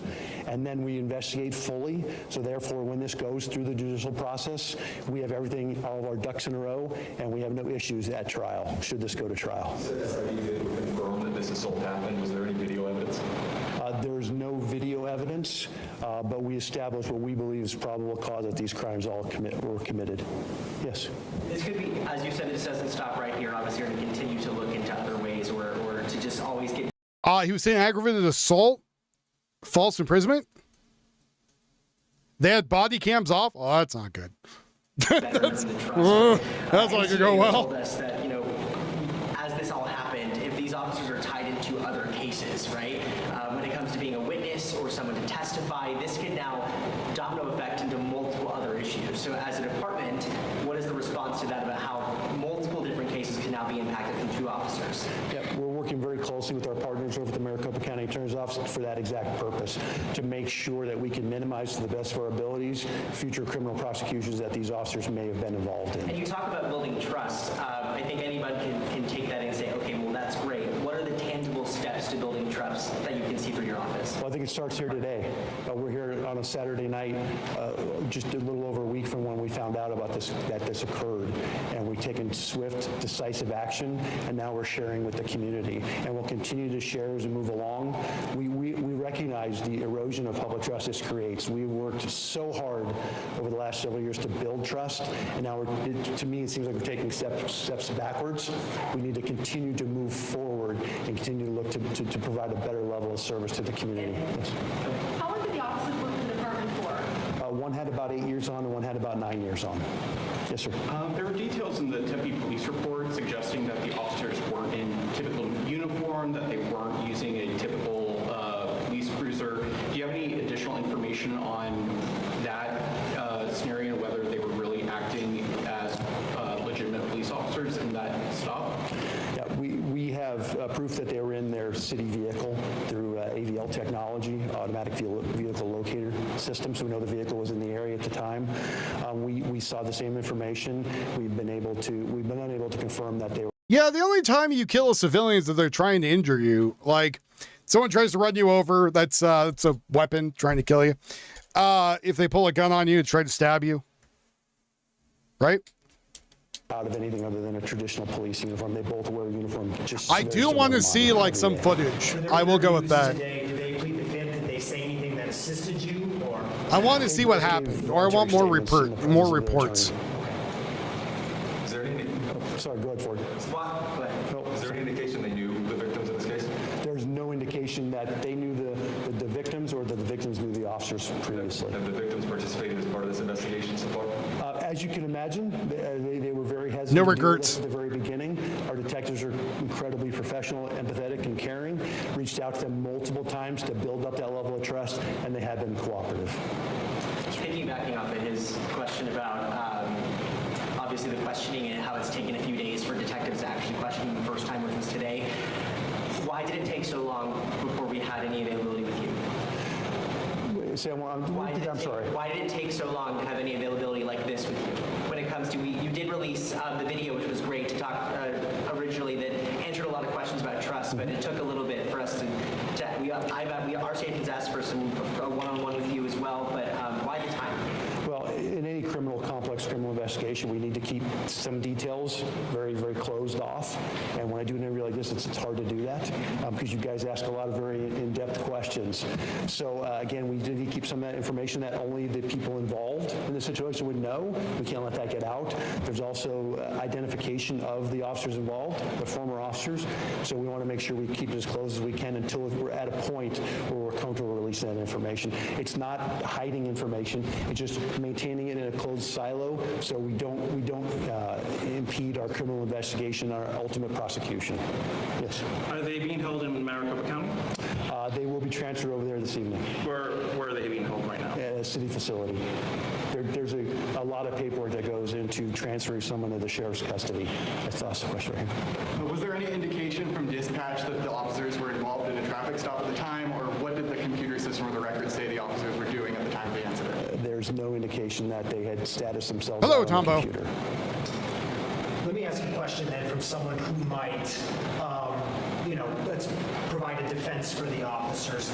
They just forgot to radio in this stop. They didn't turn in their body cameras, but they might argue that this was legitimate, that they used this force and they needed to. What would you say to someone that's going to argue that on their behalf? Are we speaking hypothetically, or? Well, let's. I've already. I don't know. I don't know how it would be impeding the investigation. Well, I think you can Freedom of Information Act their body cam. I would imagine. You mentioned are significant and serious policy violations. We have very strict guidelines on how you do traffic stops, when you turn your body-worn camera on, when you document damage, when you document use of force, when you notify a supervisor. None of that happened. So again, I think that would be, in my opinion, could be. Egregious. I don't know. I'd say release the video. Departmental policy that I think moved into criminal behavior. Yes. Have either officer been disciplined? Regardless, either way, the video would, for previous infractions, either policy-wise or criminally? Yeah, I did look through their, and we will continue to dive into their history. They both had prior policy violations. I don't want to go into too much detail of that now, but nothing of this nature. This all stemmed from a police car being, a car being found in Tempe that was connected to all of this. This is how it all started. Would you know about this if that car? I'm taking nobody's side because I don't know what happened. The issue to you guys? Very thankful to the Tempe Police Department for getting involved in this and making us aware of it. I don't know. I can't speak to what may have or may not have happened. Tempe did find the vehicle very shortly after this incident occurred, so it could have come in later on its own. I don't know. That'd be speculating. I couldn't do that.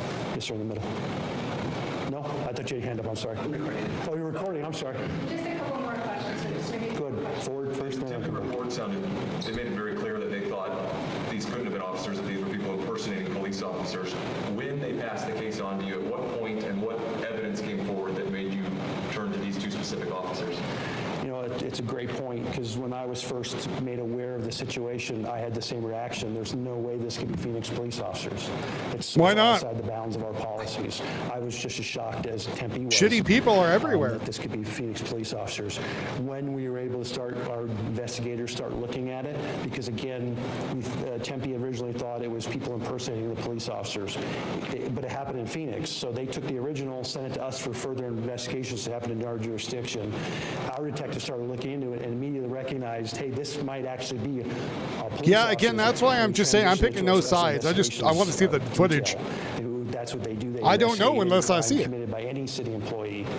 And that's when they started putting evidence together, including the automatic vehicle locator that did put a vehicle in that location about the time that the victims reported it occurred. Was there any consideration to outsourcing the investigation? Say it again? Was there any consideration to outsourcing the investigation? There wasn't.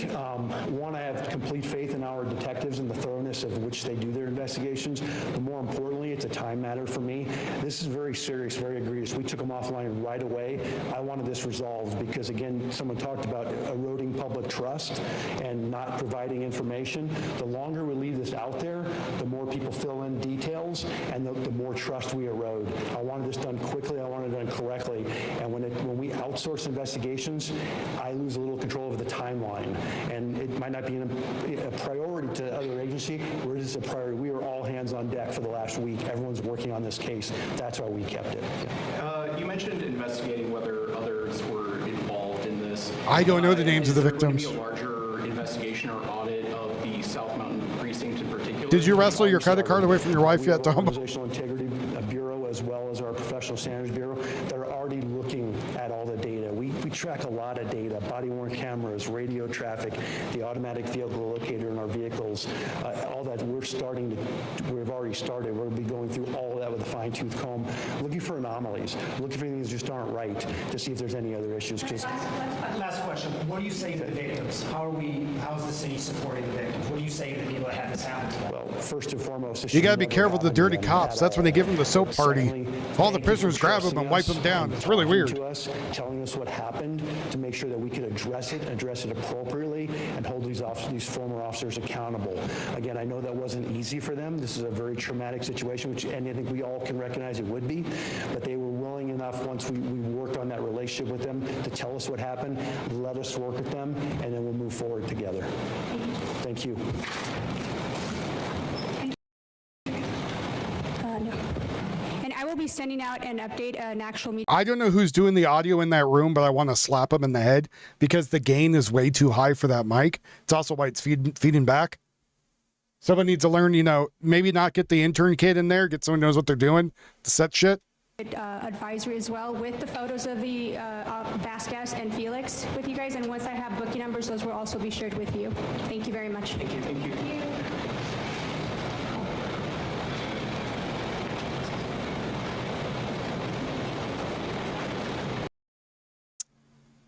Well, that didn't tell us a goddamn thing except for what happened with the police. Go, go, robot. Let's see. Where is this? I made criminal investigation. All right, let's go look into this. While I wait for Tio to find stuff that's live. Though I think Alex sent me something too. I hope it was live. Hold on, breaking news. Breaking news. The hell? Well, that's all updates. Active shooter reported. Truck stop and that was 4 minutes ago. Okay. Thinking. Officer involved Luis Vasquez Jr. and Antonio Felix, both from South Mountain Precinct. They sound like they are both Hispanic. Two Hispanic gentlemen. Luis Vasquez Jr. and Antonio Felix, both from South Mountain Police Precinct.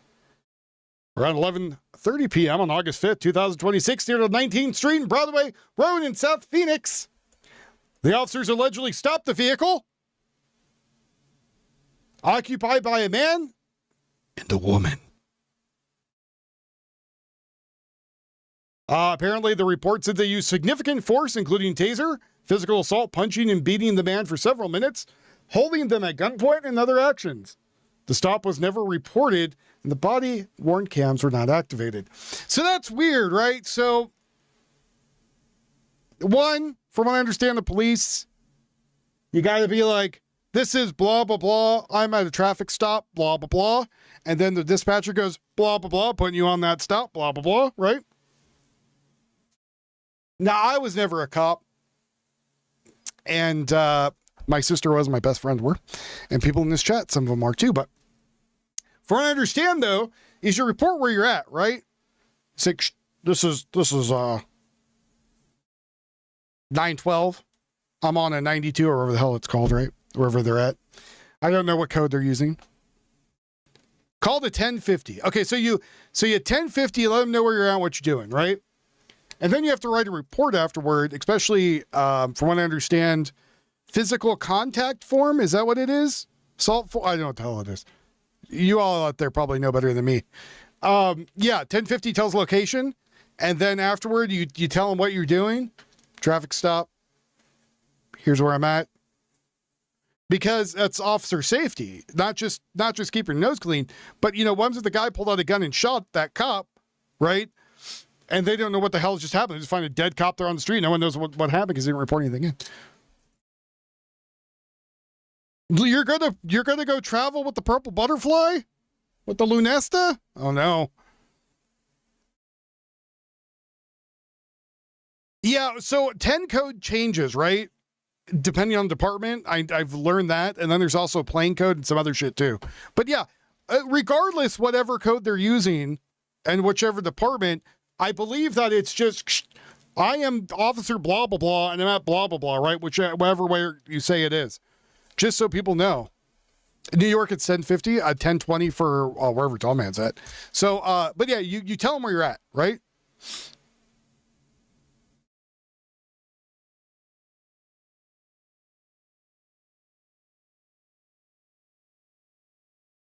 What? Hi, Brady. Where's my goodie? No, I'm just kidding. 10-4, good buddy. Yeah. Alabama at 1050 is an accident. Oh, no shit. Florida license will now say sexual predator. Oh, I'm all for that. I'm 100% all for that. To be honest, I fucking love that. Brady girl. I am all for that. If you are a sexual predator and it's on the license, oh my God. Do you know how many places like how that okay, so to me, I feel like it's going to protect a lot of children, but I'll get to that in a second. I'll get to that in a moment. So you radio over, you say, hey, here's where I'm at, guys. It's too stylish.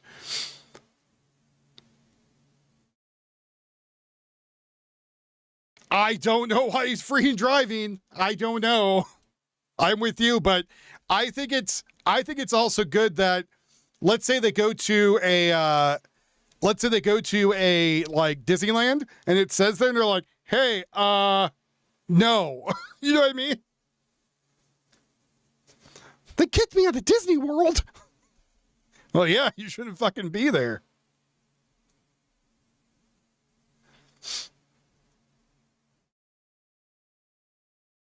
Didn't Florida also want to do chemical castration, or is that Texas?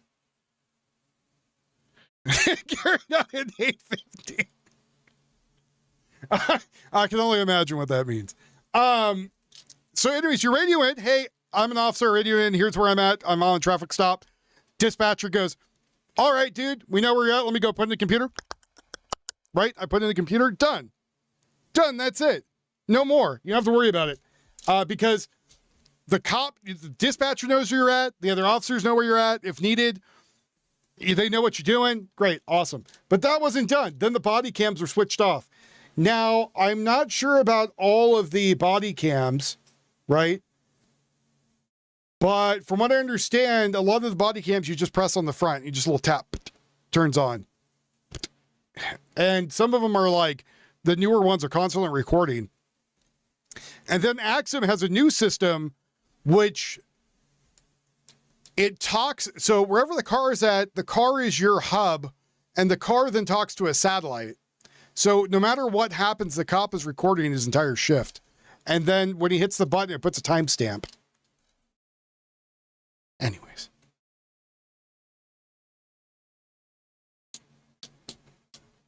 Scarlet letter. All right, so including tasers, physical assault, punching, and beating the man for several minutes. So they weren't just, well, okay, so there's 2 cops on one guy. Now, I'm going to play some devil's advocate here.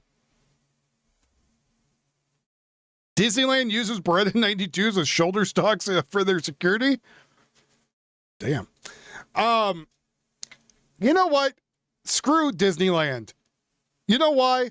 They should not be using Berettas. They should get them H&Ks. They got the money. Though it's probably a private security company. Yeah. The mouse is here to take you out.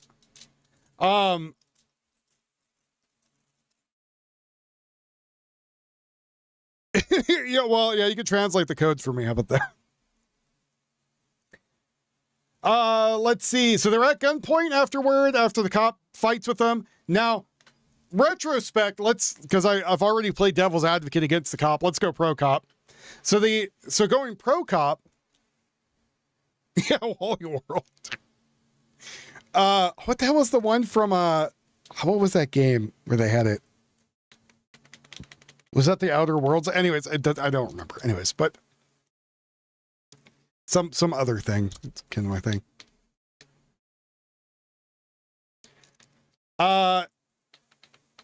So let's go pro cop. Well, what can we say pro cop? Maybe the guy was violent, started fighting with the guy before they could radio over, and they thought it was going to be a routine traffic stop, but even then they still went against policy. I don't know. Give me some arguments pro cop. I did a lot of anti. I'm trying to be equal here. Because I don't know what happened really. I don't see any video footage. So I can only speculate based on what I'm reading. So what are some pros? What are some pro cop things? Anything? Oh yeah, Camino Anthony, they said, no, you're not getting a retrial. You're done. Enjoy prison, dickhole. Yeah. I think they were both male cops, it sounds like. From what I read. Antonio and Luis. So yeah, I think they were both dudes. So he reached in for his waistband, maybe, and they thought he had a gun, but why didn't he report where he was? That's the kind of linchpin, linchpin, whatever.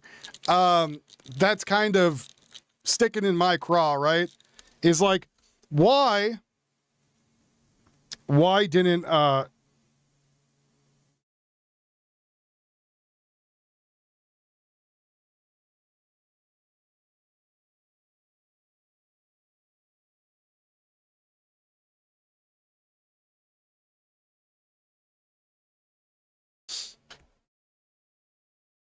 two cops might be illegal immigrants? Is that pro or anti? I don't know which one that. I didn't know which one to put that one under the category. The couple later contacted Tempe police after the vehicle became disabled. Okay. That raises even more questions. How did the vehicle become disabled? I guess it's disabled if you take the keys and chuck them into an open field, right?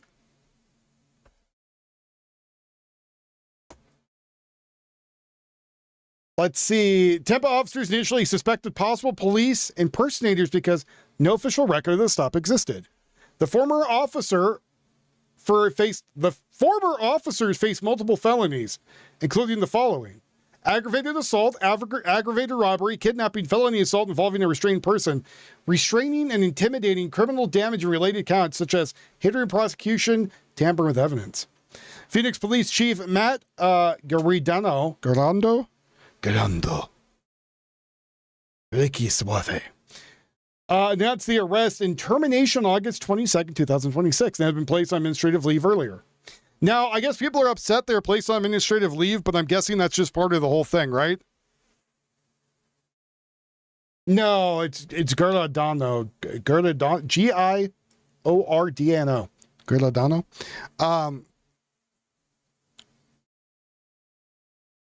So putting him on administrative leave till they figure out what's happened makes sense. And then I guess I'm no cop, but if you are a cop or you are affiliated with cops closer than me, that's why I play it very loud at conventions and then watch the chaos. Well, I don't know. They didn't say anything about the victims.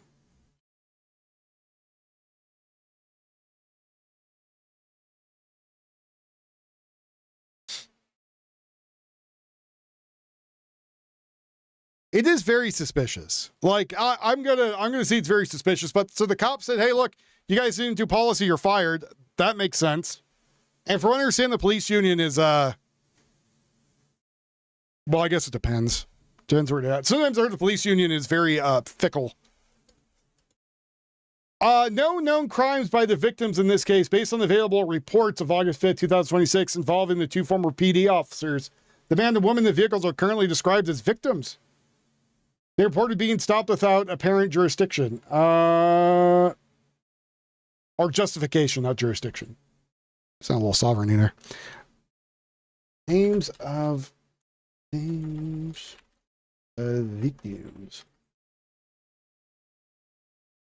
I'm wondering if we can see who they are. Yeah, exactly.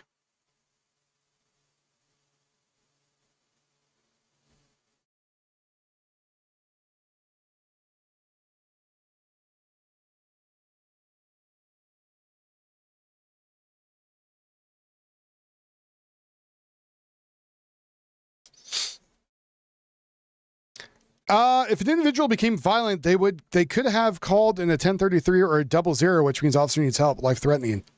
Oh, at least in my department you worked for. Well, do you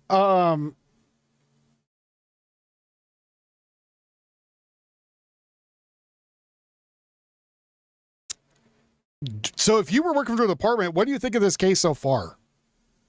I'm gonna put some music on so we don't have dead air. Like, what do you think so far of this case? If anybody who's been in the department here, give me your thoughts really quick.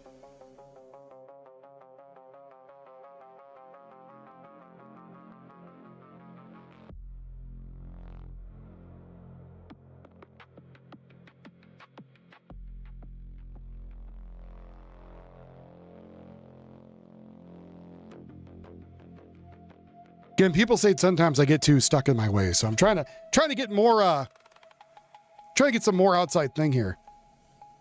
It smells like shit. It's very suspicious. Yeah, it doesn't look good to me. I think the officers are at least fucked up.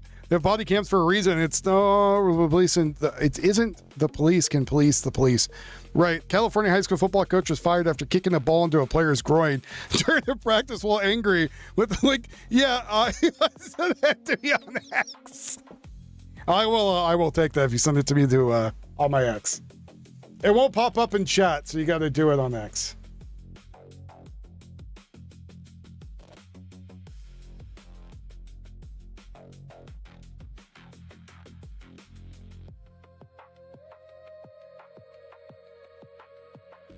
Follow me on X. I repost a bunch of new stuff.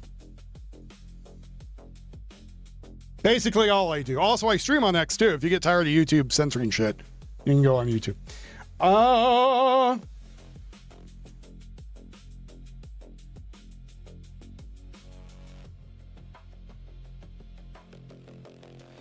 Yeah, but both failed though, right? Like, it sounds like both failed the call in the stop. Maybe the other guy thought the primary was the one calling it in? I don't know.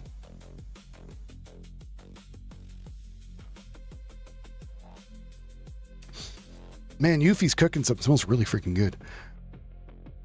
It's making me hungry. America's Funniest Home Videos is still around. Well, kinda. If you watch Fail.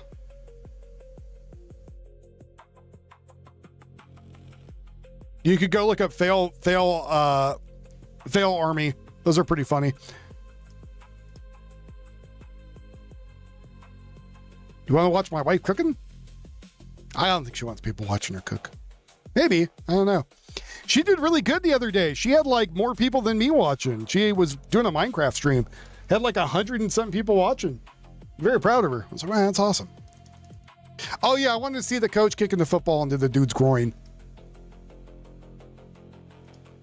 What the hell is this one? Baltimore? Police involved shooting in Baltimore? I need to keep reminding Tio that we have the Citizen app, too.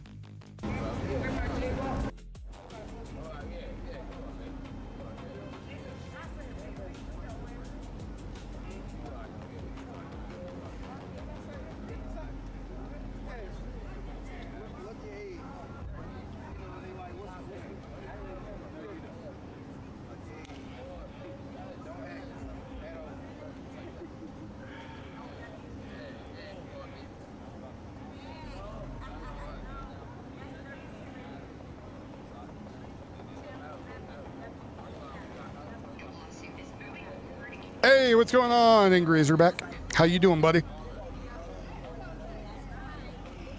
Have you gotten to TrapperOutdoors.com yet? Since I'm guessing you're in Arkansas.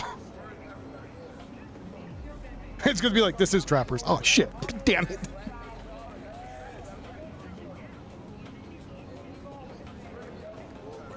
They're still trying to figure out the suppressor stuff, I know right now at the shop.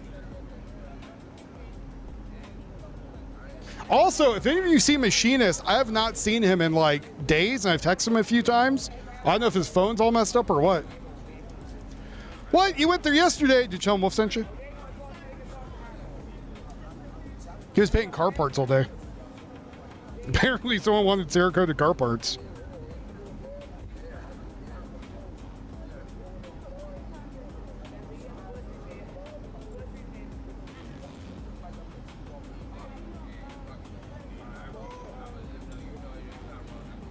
Did you get anything cool? Oh, Chad, I also need you to help me. They said they never heard of me. Bullshit.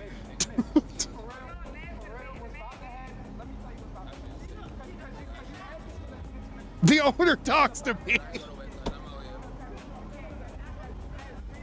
I literally texted him right now. Oh, I have pictures of me in the store. Oh, that made me laugh. So, look up Cash Cab and look up Derek Chauvin. Was he on Cash Cab? I know what Cash Cab was. I know he was on there, but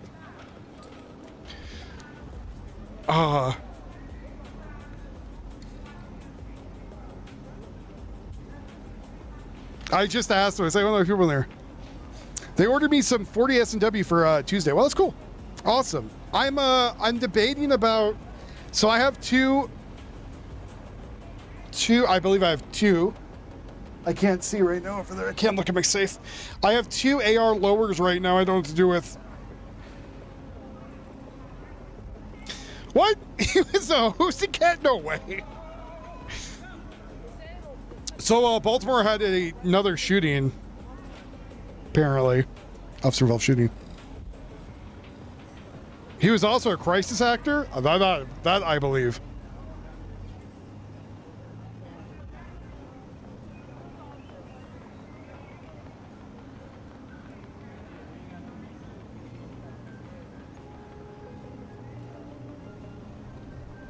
So I'm actually selling off my 40 XD and all the ammo for it. I got a buyer for it finally. My in-laws were like, "Oh, we're looking to purchase a pistol." I was like, "Oh, sweet. I got one for you." I also got like 600 rounds for it too. Here you go. So they're going to come down and do a transfer, but I'm going to use the money from that to go get my CCW. But I'm trying to debate if I want to turn one of my ARs I have sitting over here.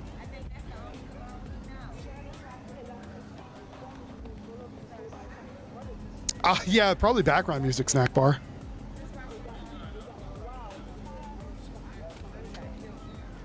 I agree. Floyd went and took a bunch of drugs and died. So I have two ARs that I might turn one of them into a bullpup.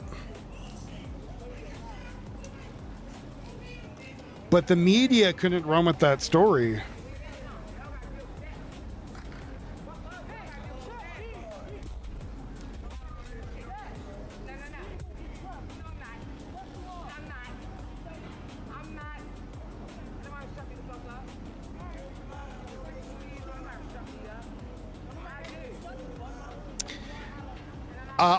So I used to have a rule that everything that I owned in my safe was easy to find ammo. When the 2020 stuff happened and I was looking around for ammo, 40 was hard to find. 9mm I can get all day. 22 I could get all day. 357 I could get as long as it was hollow points. Apparently people were buying bowl ammo for some goddamn reason and not defensive ammo, but whatever. 556 I could get. 308 I could get. 12 gauge shotgun shells are hard to find. So I just bought like birdshot because I was like, better than nothing. I don't like AKs. My rule with an AK is if people want me to own an AK, you contact trapperoutdoors.com, you say, I'm buying this part for an AK for Wolf. And you talk to Tim. And then Tim will put it aside for building an AK for me.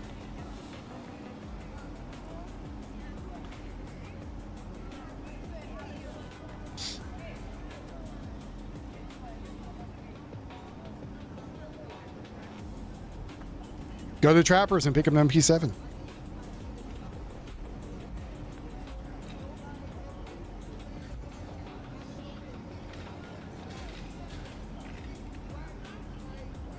Do I have any AK parts? No, I don't. No one's done it yet. So. But everything I have are ARs. I have 1, 2, 3, 5 ARs? Is that right? 1, 2, 3, 4, 5. That's not right. Hold on, I'm counting something wrong. No, I got 5 ARs and then 1 AR-10. So 5 AR-15s, 1 AR-10. Though one of them's not really an AR-15, it's an AR-9. It's a pistol. So I guess 4 AR-15s. And then, yeah. I want a 4.58. Oh, is it 4.58? Or the, it's right below a 50. Yeah, AR-10 and a 308. Yep. With a couple 25 round magazines. Then I also have a 17 HMR, which I think I might sell back to my buddy because I don't really use it. A 410-22 that I restored that was about to be thrown away. A 308 bolt gun I got from Trappers. Then like a regular 12 gauge shotgun and what else did I get? I think that's about it. Probably something else in there. I still want to. What was that? Oh, we're good. Hold on, Rada. It was still a not murder cop. No, still not a murder committed by a cop. It was a drug OD while in custody. Yeah, I totally agree with you, Rada. Dibs on the 410-22. I'm not looking to sell that, but it is a very pretty weapon. After I, so the stock was all destroyed. It was all weathered, and so was the hand grip. So I took them off, cleaned it all. Sanded it, restained it, fixed the fittings into it, then reopened up the trigger assembly and the hammer assembly and fixed all that and reassembled it. The only thing I haven't done is done a very light honing on the barrel yet. And then I re-blued the barrel because it had rust marks in it. So I got rid of the rust and re-blued it. Then oiled the living piss out of it. I think it's about 80 years old, I believe.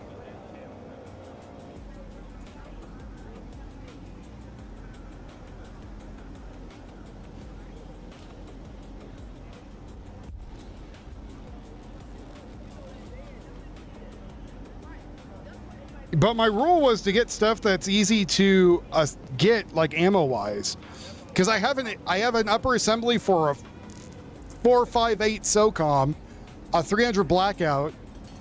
So those are two oddball ones. I have the reloading stuff for both, but I don't know. I don't know. I also have a 9mm upper for an AR too, and a 45 upper. So.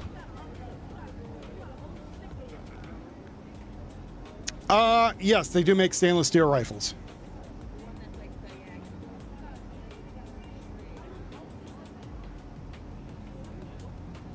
Rossi makes one, Axis makes one, Takata makes one, Ruger makes one. A bunch of people make them.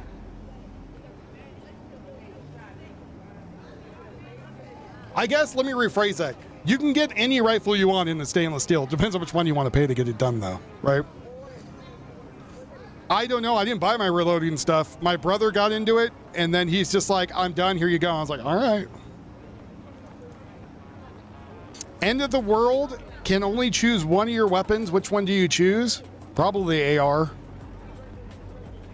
Relatively easy ammo, light. It's got range.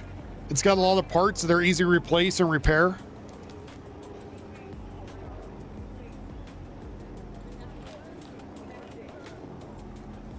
Second choice, which I don't own, would be a, if I really had to get one weapon, because you picked what I already owned, but if I didn't own it, and I might pick one up eventually, is a break barrel 12 gauge shotgun, because you could put different sleeves and fire multiple different ammunition out of it.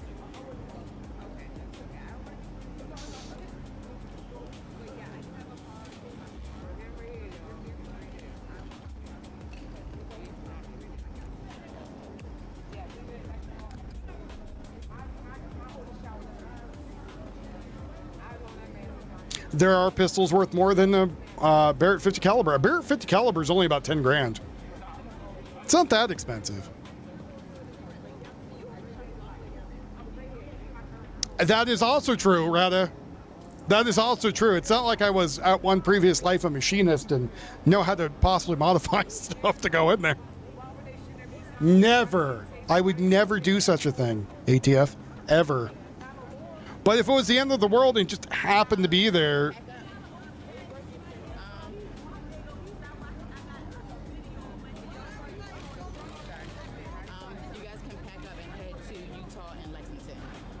so does Dan Wesson. They also make some very, very nice pistols.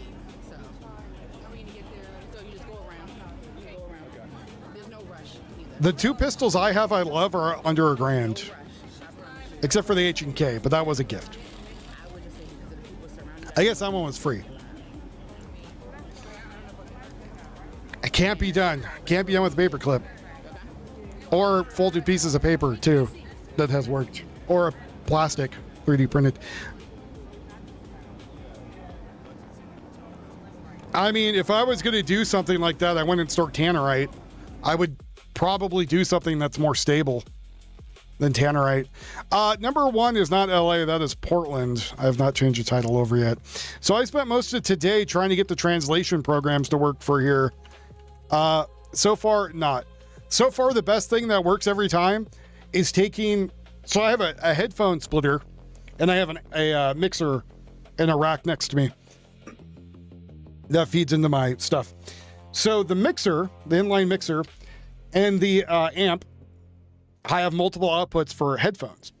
So I point a headphone at a phone and then I put an earbud in and that translates through my phone. Then I can tell you what's going on. That seems to work every time.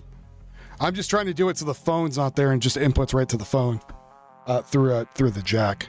So not that anyone cares about that. I care because I want to get to work. So number one is Portland. Apparently a blind guy with a cane over there filming shit randomly. So we're going to see if they do anything. There might be more stuff in Buffalo, I'm hoping. Oh, man. Oh, that's, sorry, Baltimore, not Buffalo. I don't know why I said Buffalo. Maybe because it starts with a B. Maybe I'm thinking about Angry Cop being there. Who knows?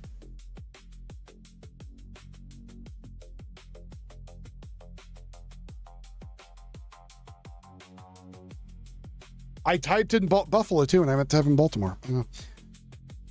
Yeah, blind guy filming shit interesting.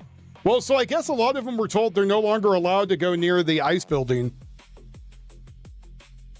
You know, it only took them 5 years to come up with that.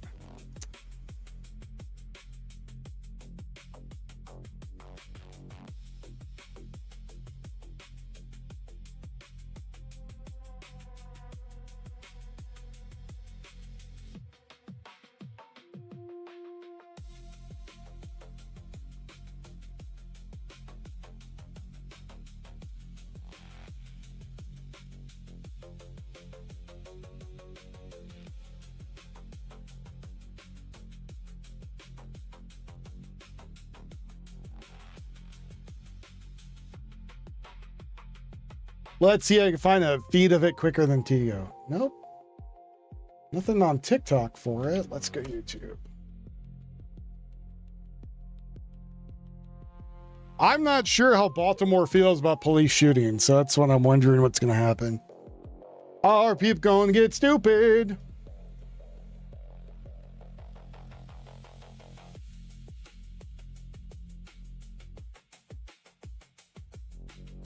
There's some dude apparently with a flashlight walking around people's neighborhoods in Baltimore. I guess he's doing urban exploration. I'm not sure I would do that out there. Also, some dude got caught like doing quote unquote urban exploration in Japan and like was walking in people's houses like a dick.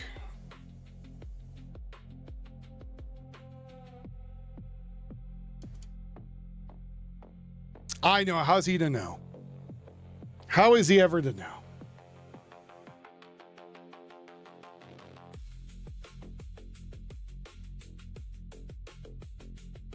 I guess now they call it doing an ice check-in.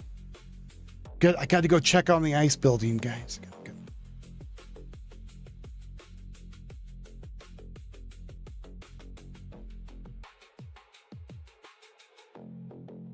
Is there a thing going on in Myrtle Beach right now for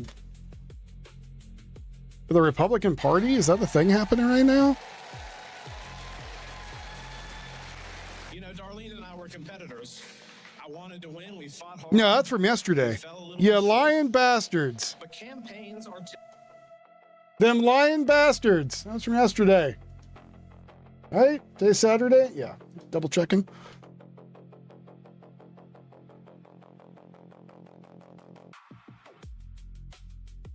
I mean, it's real news. It's just not really happening. Let's see. Let's go on the Citizen app and see if anything's going on. Yeah, that was yesterday.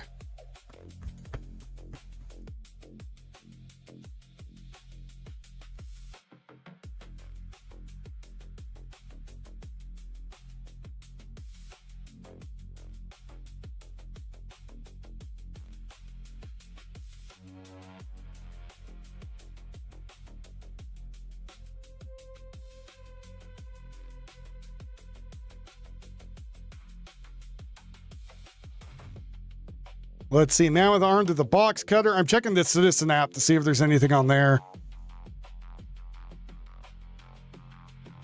Not the... Well, give me something new.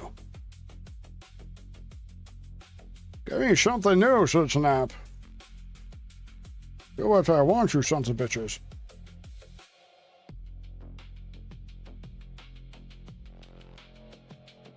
When was this? Shots fired near a... Oh my God, it's exploding. Go away. Stop giving me updates about everything and my mother.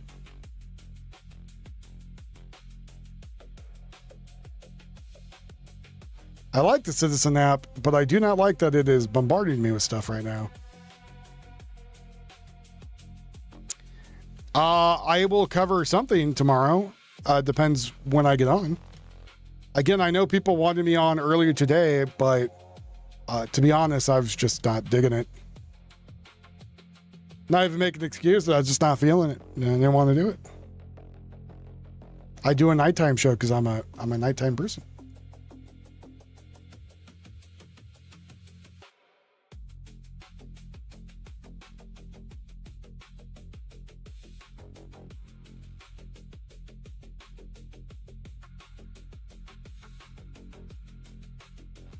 So right now, again, I'm going through the Citizen app to see if there's anything kind of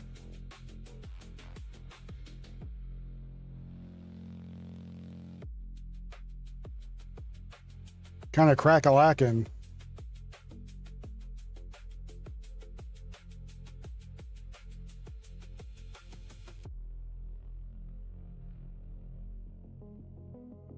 Lots of stuff about the guy that was held up in the building for 5 hours. But like, that doesn't really do it for me.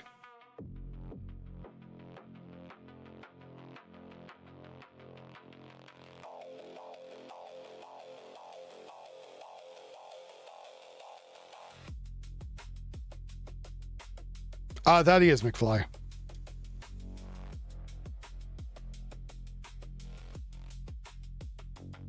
Apparently, he's really upset that people keep calling him a piece of shit, too.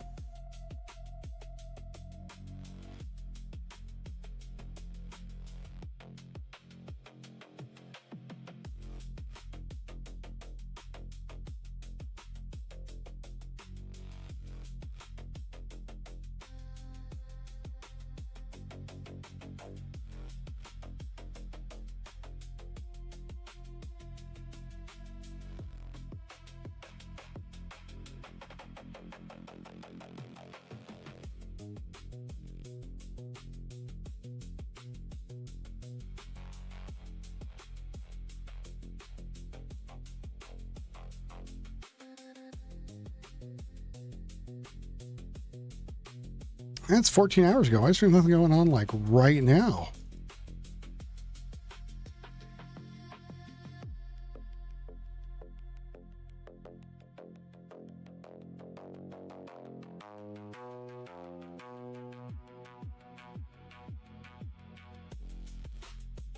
Why is that guy walking around with a tripod? Weirdo.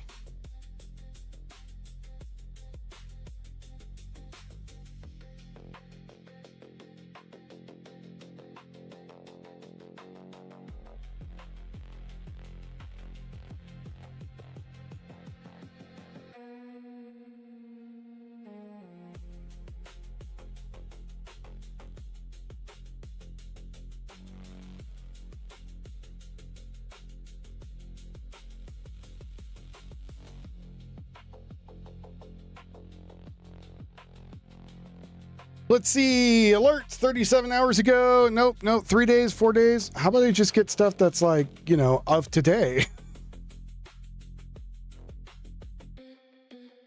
I don't mind getting news from all over. I just want it recently. Last thing was 37 hours ago. Fatal plane crash.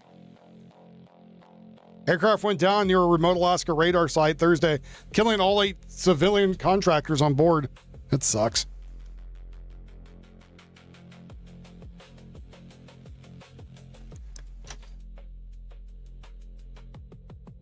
I misread that, and I thought you said he punches little girls, and I was like, Jesus Christ.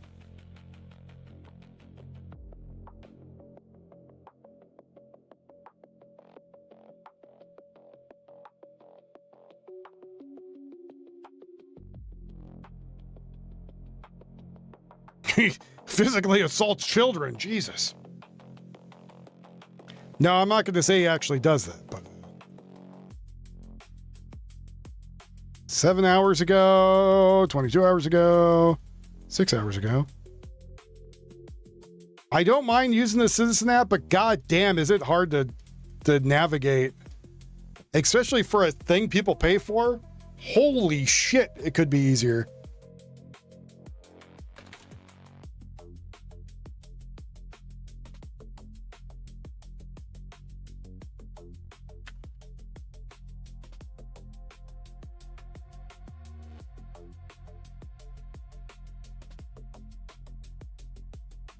All right, let's see if Tio's got anything for me.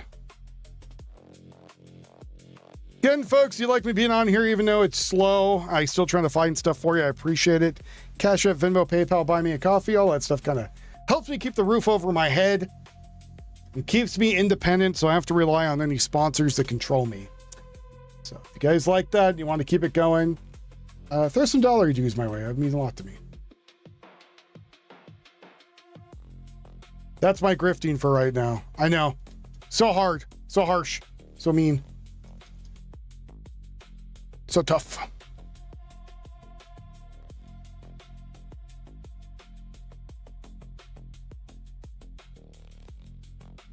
Well, so Mercado Media was like crashing out one night. And he was like, all these people talk shit about me, but they use my feeds and blah, blah, blah, blah, blah. I'm like, yeah. yes, they do.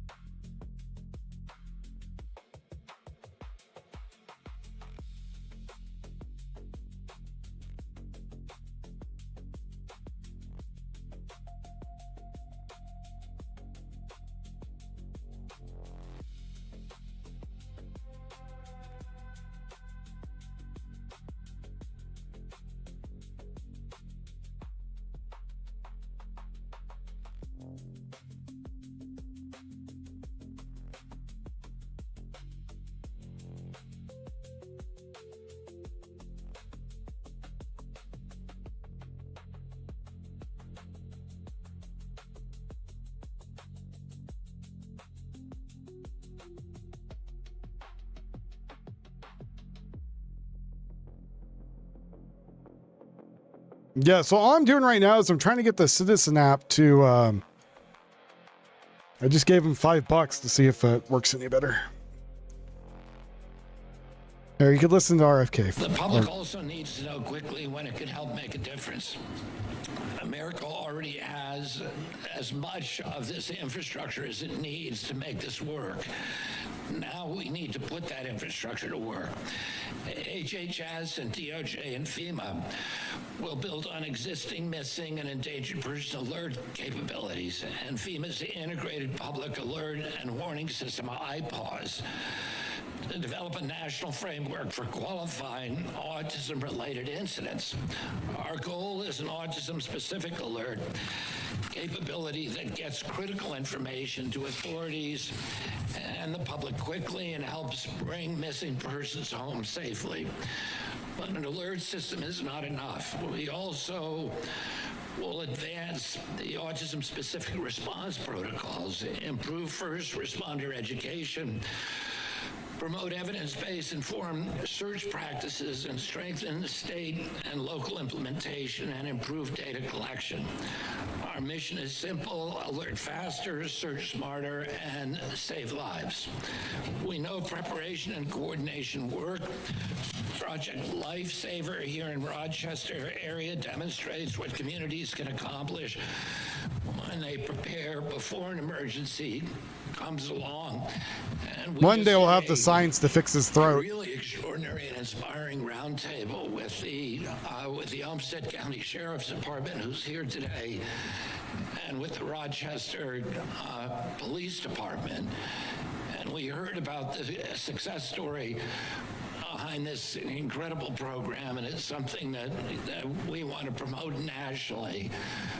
And as most of you know, it includes telemetry devices in children, those specific kids with autism who are inclined to wander, wear a telemetry transmitter in an ankle bracelet or a wrist bracelet. And the Rochester Police Department and the Olmsted County Sheriff have had a 100% success rate in finding those children before anything bad happens to them. Japan does the same thing. Kids that walk to school and stuff, they have a little alarm, a GPS thing that's on their backpacks or on their clothes. The relationship between the police and the children, that the police are showing up. And China does it too, I think, with watches.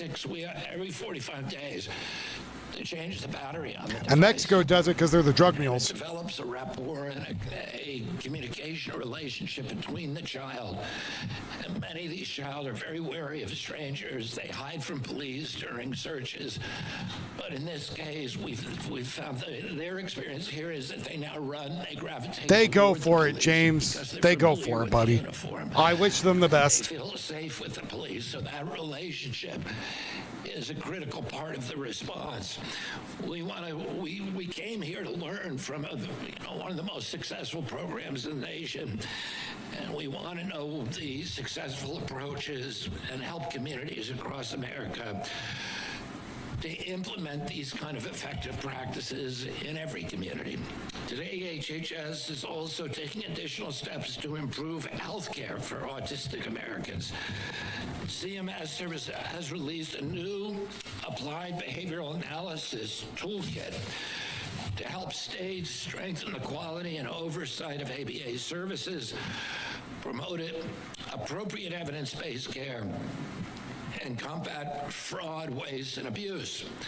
HRSA is expanding training on diagnostic overshadowing, which is a very, very common complaint from the parents of autistic kids, and co-occurring medical conditions, and working with health center programs to improve services for autistic individuals. An autism diagnosis should never cause a healthcare professional to overlook another related medical condition. We want clinicians to recognize those conditions earlier to provide comprehensive care. I want to be clear about what happens next. Today begins the National Autism Missing Person Alert Initiative. A new nationwide autism-specific alert is not yet active. We are developing the framework, working with our federal, local, and state partners to turn it into an effective national capability. In the meantime, if an autistic loved one goes missing, people should call 911 immediately and be ready to share critical information about communication, behavior, about the attraction to water, about familiar locations and known risks. And prepare before an emergency happens, teach water safety, secure pools and other dangerous areas. Consider alarms and location technology where appropriate. Develop an emergency plan and share it with family members, schools, and caregivers. Families deserve a government that acts with urgency, competence, and accountability. Under President Trump, that is what we intend to deliver. We will respond faster, and we will coordinate better. And we will protect autistic Americans with the urgency and the dignity that they deserve. That's how we save lives. That's how we put Americans first. And that's how we make America healthy again and safe again. Before I turn it over, I want to thank Attorney General Todd Blanche, DHS Secretary Mark Wayne Mullen, FEMA Administrator Cameron Hamilton, who's here with me today, Vince Davenport from DOJ, and the DOJ and FEMA for helping make this initiative possible. I also want to thank the Rochester Police Department. Thank you, gentlemen, and the Olmsted County Sheriff's Office, the Rochester Area Autism Association, and everyone who joined our roundtable today. Your experience and partnership will help us to build a much stronger capacity to protect these children. And I especially want to recognize Caden Larson, who is a member of the Interagency Autism Committee. Caden, thank you. And his mother and communication partner, Jennifer Larson. Thank you for sharing your experience, helping us to ensure that the voices of autistic Americans and their families inform this work. Finally, I want to thank I like him, but I couldn't work with him. I would keep trying to give him glasses of water. And Diana, I will turn it over to you. Thank you. Hello, everyone. This is such a special and happy day. The autism community nationwide has been waiting for this for so long. But we also have to recognize that the statistics are very dire and sad. According to the National Center for Amtrak hit a Missing and truck. Exploited Children, in 2025 alone, at least 98 children and young adults with autism were recovered deceased after wandering or eloping. 88% of those deaths were due to drowning. Those are not just numbers to us. It could be my kid. It could be yours. It could happen to anyone. As an autism mom, I'm all too familiar with that terrifying feeling when your child is missing, or simply just out of sight for even a moment. Your heart stops. The fear is immediate. You know your child cannot talk, and you know that every second matters. That's why today matters so much. I want to also thank our Interagency Autism Coordinating Committee and our rock star Caden Larson for being here and for recognizing the urgency of wandering and eloping and insisting that we take action. The committee called for HHS to work with DOJ and FEMA to improve autism-specific Show the truck again. They hit like a F-150 or a Ranger, it almost looks like. Small truck. Today we are acting on that call. Through this partnership, HHS, FEMA, and It's not DOJ Baltimore. I know where the hell it's at, to be will work honest. together to provide states and communities with federal guidance, best practices, improved alert protocols, and autism-specific tools to help first responders locate missing autistic children and adults as quickly and safely as possible. As a parent, I know what a tremendous relief this will be for families. I mean, the truck's effed. Like, yeah, hopefully they show it. But I mean, it's bad. Time explaining why autism can make a missing person case The whole truck's so effed. urgent. Our goal is that when a parent or caregiver says, "My loved one is missing and he has autism," well, it's not Baltimore. I'm trying to get the first responders will location. understand the potential risks and know the immediate urgency. This is the kind of preparedness we want in every community. What we observed and learned here in Rochester is quite amazing and beautiful, and it is the best effort with the best results. Federal guidance only saves lives when it's put into action. We will encourage every state and every municipality This in is saying America it's Florida. to adopt this guidance and develop a proactive plan before another autistic child or adult goes missing. To the autism community nationwide, we see you, we are a part of you, we love you. Your children and loved ones are the most precious, beautiful things. They deserve communities precious that when the unthinkable happens, there is a plan to bring their loved Oh, one it shows the home. car again. Thank you. It's pretty effed.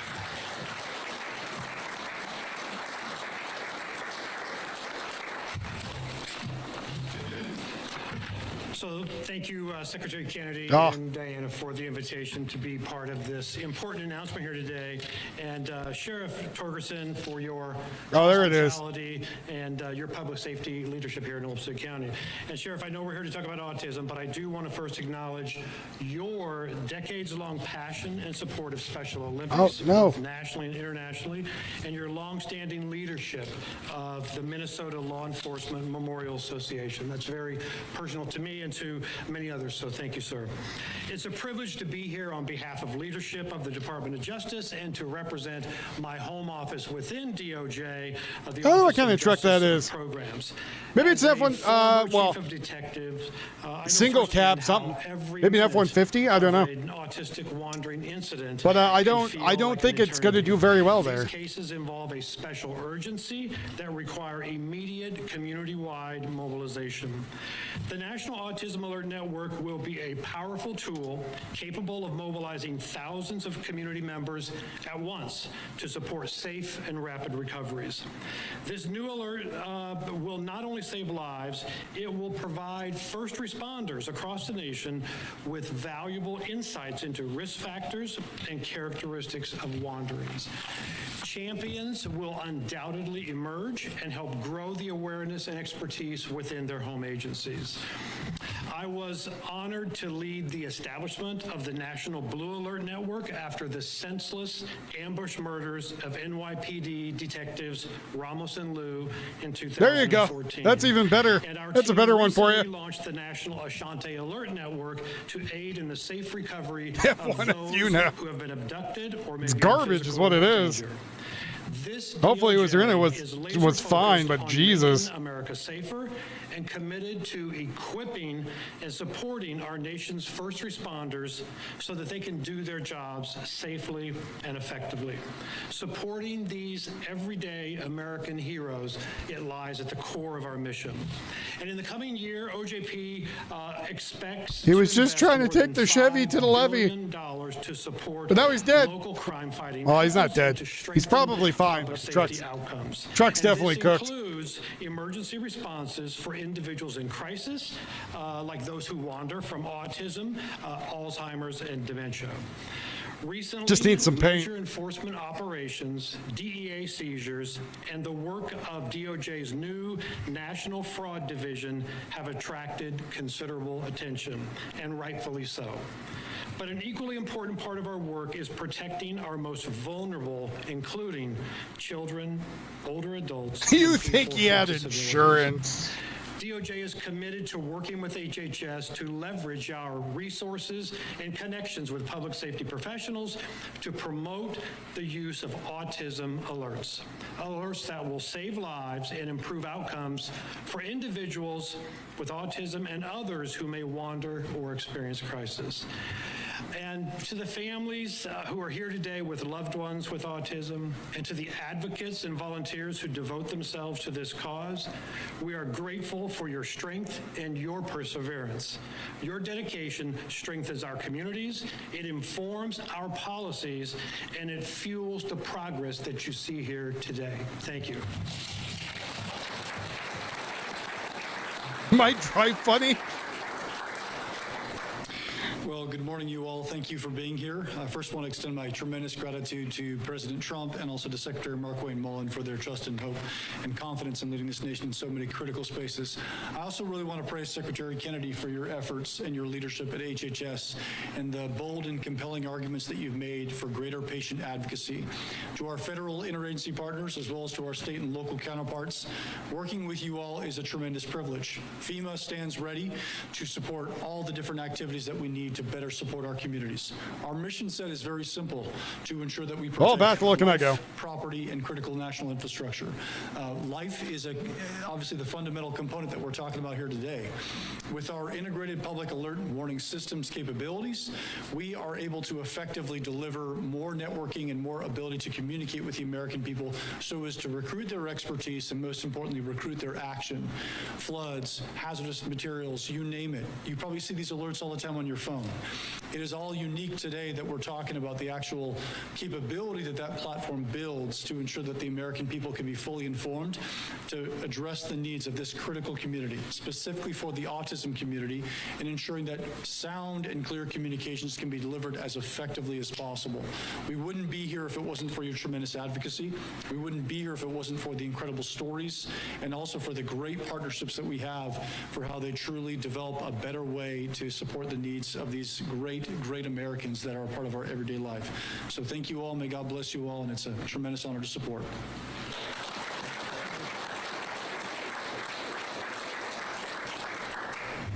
We'll go ahead and take a few questions. I want to remind reporters to please keep your questions on the topic of today's important announcement. If you raise your hand, I'll bring the microphone around to you. We just ask that you say your name and outlet.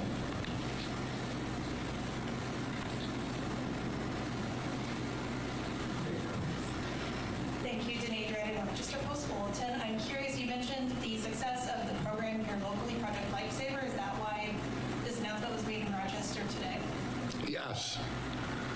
Yes. I mean, I'm going across the country now, and I'm looking at programs at work, and this is a standout program for, somebody for a community that is doing this successfully and has developed a very, very innovative program. It's now used by 37 counties here in Minnesota and several counties in Wisconsin. But here in Rochester, they have a perfect record of recovery without losing anybody, and that's what we want nationally. Trey News with the Minnesota Star Tribune. I'm looking for a few more details about the network. I know you said that this is the launch and that you'll be forming this network over the next few months, but do you have any sort of ideas in terms of budget or timeline or even specific initiatives that you know are going to be part of this framework? Well, hopefully, Brady, you have a good night. Yes, so we are Yuffie told me to tell you the messenger. today and announcing the partnership with FEMA and DOJ. So that is probably one of the most important things that can happen for this initiative.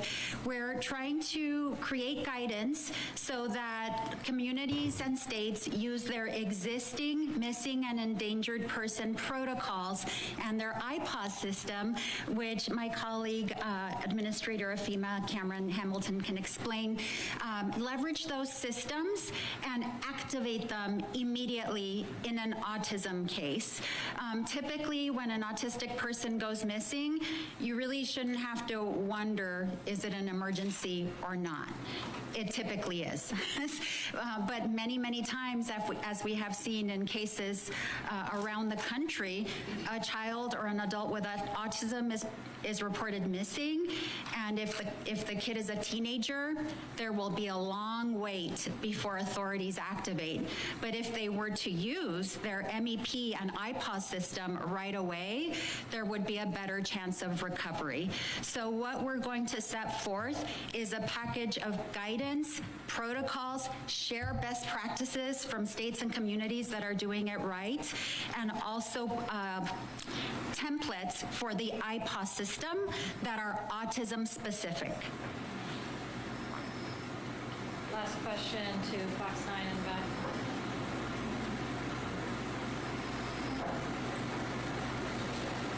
All right, thank you very much. There is one here. I'll bring a microphone to you, ma'am. Shaletta Brundage, WCCO Radio and Taking Authority Over Autism podcast. I have 3 kids with autism, 1 who wanders. And my question is, how are we going to implement this training? Anybody who's had a kid with autism knows when you call the police, you never know who you're going to get on that dispatch. How are we going to make sure that everybody's trained on the system? I will share that that is part of the reason why we're here having a press conference, is that the awareness among the law enforcement community, we would love it to be at the level that it is here in Rochester, where whether you call 911 and a sheriff or a police officer or even an off-duty person is in the area, when they hear autism, they know what to do. And so in partnership with DOJ, I do what I do to Raghul. I hit him with the stick. For first responder training, we want that knowledge to be baseline knowledge that all officers have. And I'll let my colleague Vince Davenport also chime in here. So it's a great question, and it's really where the rubber meets the road, and I think that's the challenge. And so we're up for the challenge. And so what we'll do is we'll work with our state and local partners across the country. As you might expect, DOJ has partnerships and friendships all across state, local, tribal, territorial, law enforcement agencies. And if you think about what was accomplished with the National Missing Center for Exploited Children, Amber Alerts, it took a while to ramp that up for people to understand what Amber Alerts were, for law enforcement agencies to develop training and to get officers ready and to know how to respond. Well, we are decades beyond that, so we've already got the experience behind us. We have other alerting programs that involve law enforcement, and so we really just plan to leverage our existing partnerships and frameworks that exist and build the templates. We want ready-made, turnkey products for law enforcement. We want to make it as easy as possible, and so we will start that process immediately. And our goal is to push it out as far and wide as quickly as possible. I don't know what she's doing. Go take a look on her channel and tell what she's doing. Others talking about autism safety there in Minnesota. Those remarks there in full. They came into the newsroom yesterday, bringing you those again here on Live Now from Fox. All right, I'm trying to get the Citizen app to work less like this ads. question throughout the night, but if you go ahead and scan that QR code on the upper right-hand corner of your screen, you can answer the question for us. What are your weekend plans? We want to know. Of course, You used to be able to access it on PC, and it doesn't look like you can do that anymore. If you got anything else cool going on tonight, let us know. We want to know your Sunday plans, and maybe you're taking work off on Monday. Let us know if you're doing that too. Scan that QR code upper right-hand corner of the screen. You'll go to the Ask Now tab, and that's where you can put your information. Here's gonna do my phone. City you reside in, and your answer. You have a monkey scrotum. When we come back from this commercial break, we're going to be talking about a couple of your weekend plans, so get in those answers. That's special.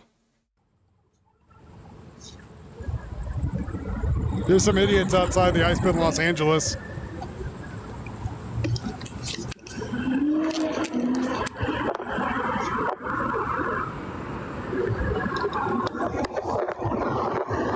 government that does not care for the best interest of the people is a tyrannical government. A tyrannical government that commits genocide after genocide after genocide after genocide. And now is putting children in concentration camps and planning ethnic cleansing. Another genocide for the American Empire's closet. You suck! The concentration camp is behind me. This is being paid for by your tax dollars. Your tax dollars are paying for a concentration camp where they put in toddlers. Fucking toddlers. That's why you want your taxes Guy wants to go fuck a toddler. That's not okay. That's horrible. Or something. Her pension.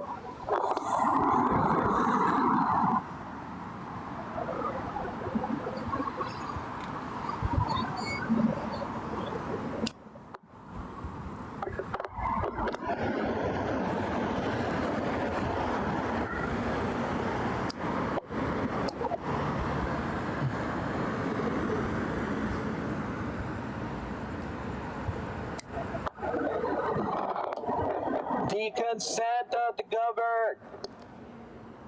Seriously. How are people so oblivious to this?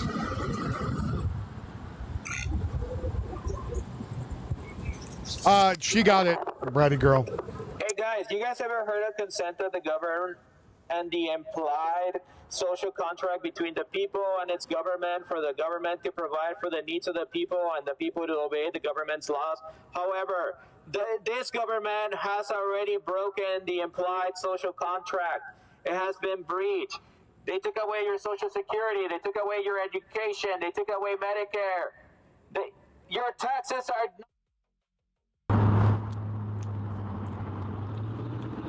Oh, God. Somebody over there's eating in number one. Oh.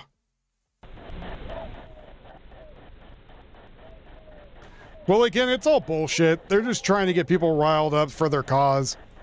You can see there's no one out there anymore.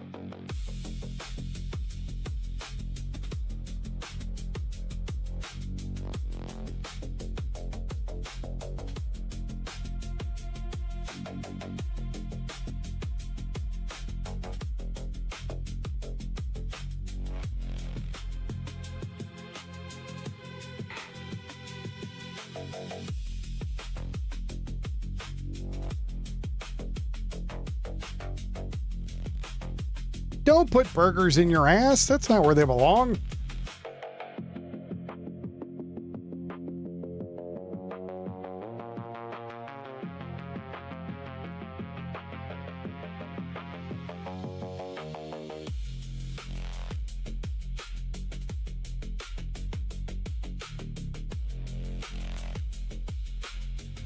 Man, I gotta earn a living. There gotta be something going on today.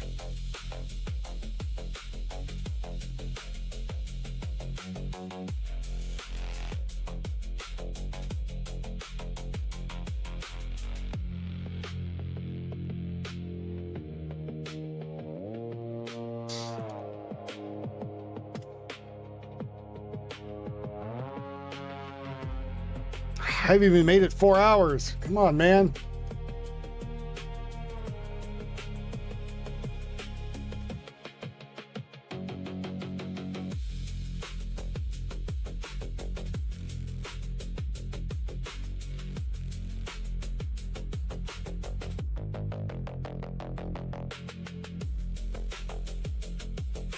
Look, here's the thing. Listen, I'm gonna be honest with you. I'm kind of retarded.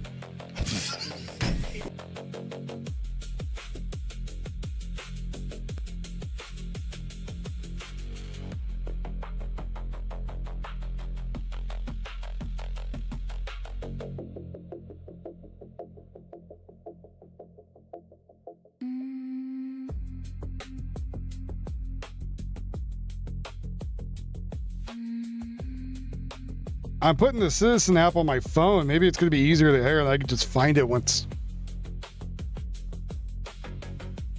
I guess I could grab my tablet too, but whatever.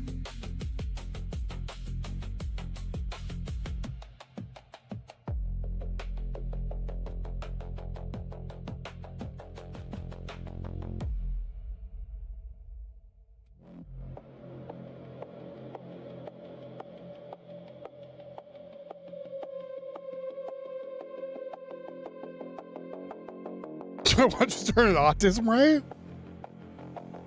I don't know, with your ADD, you might get bored halfway through.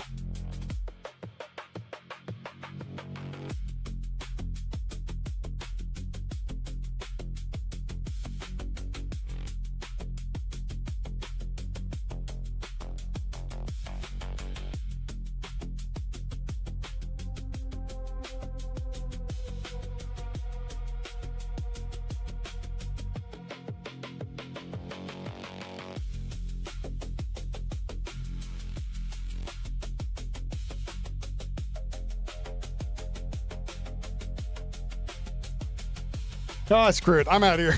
You guys have a good night. If you guys want to donate, that would be great. I got bills to pay. I know there ain't shit going on, but fortunately, I feel we're in the calm before the storm phase.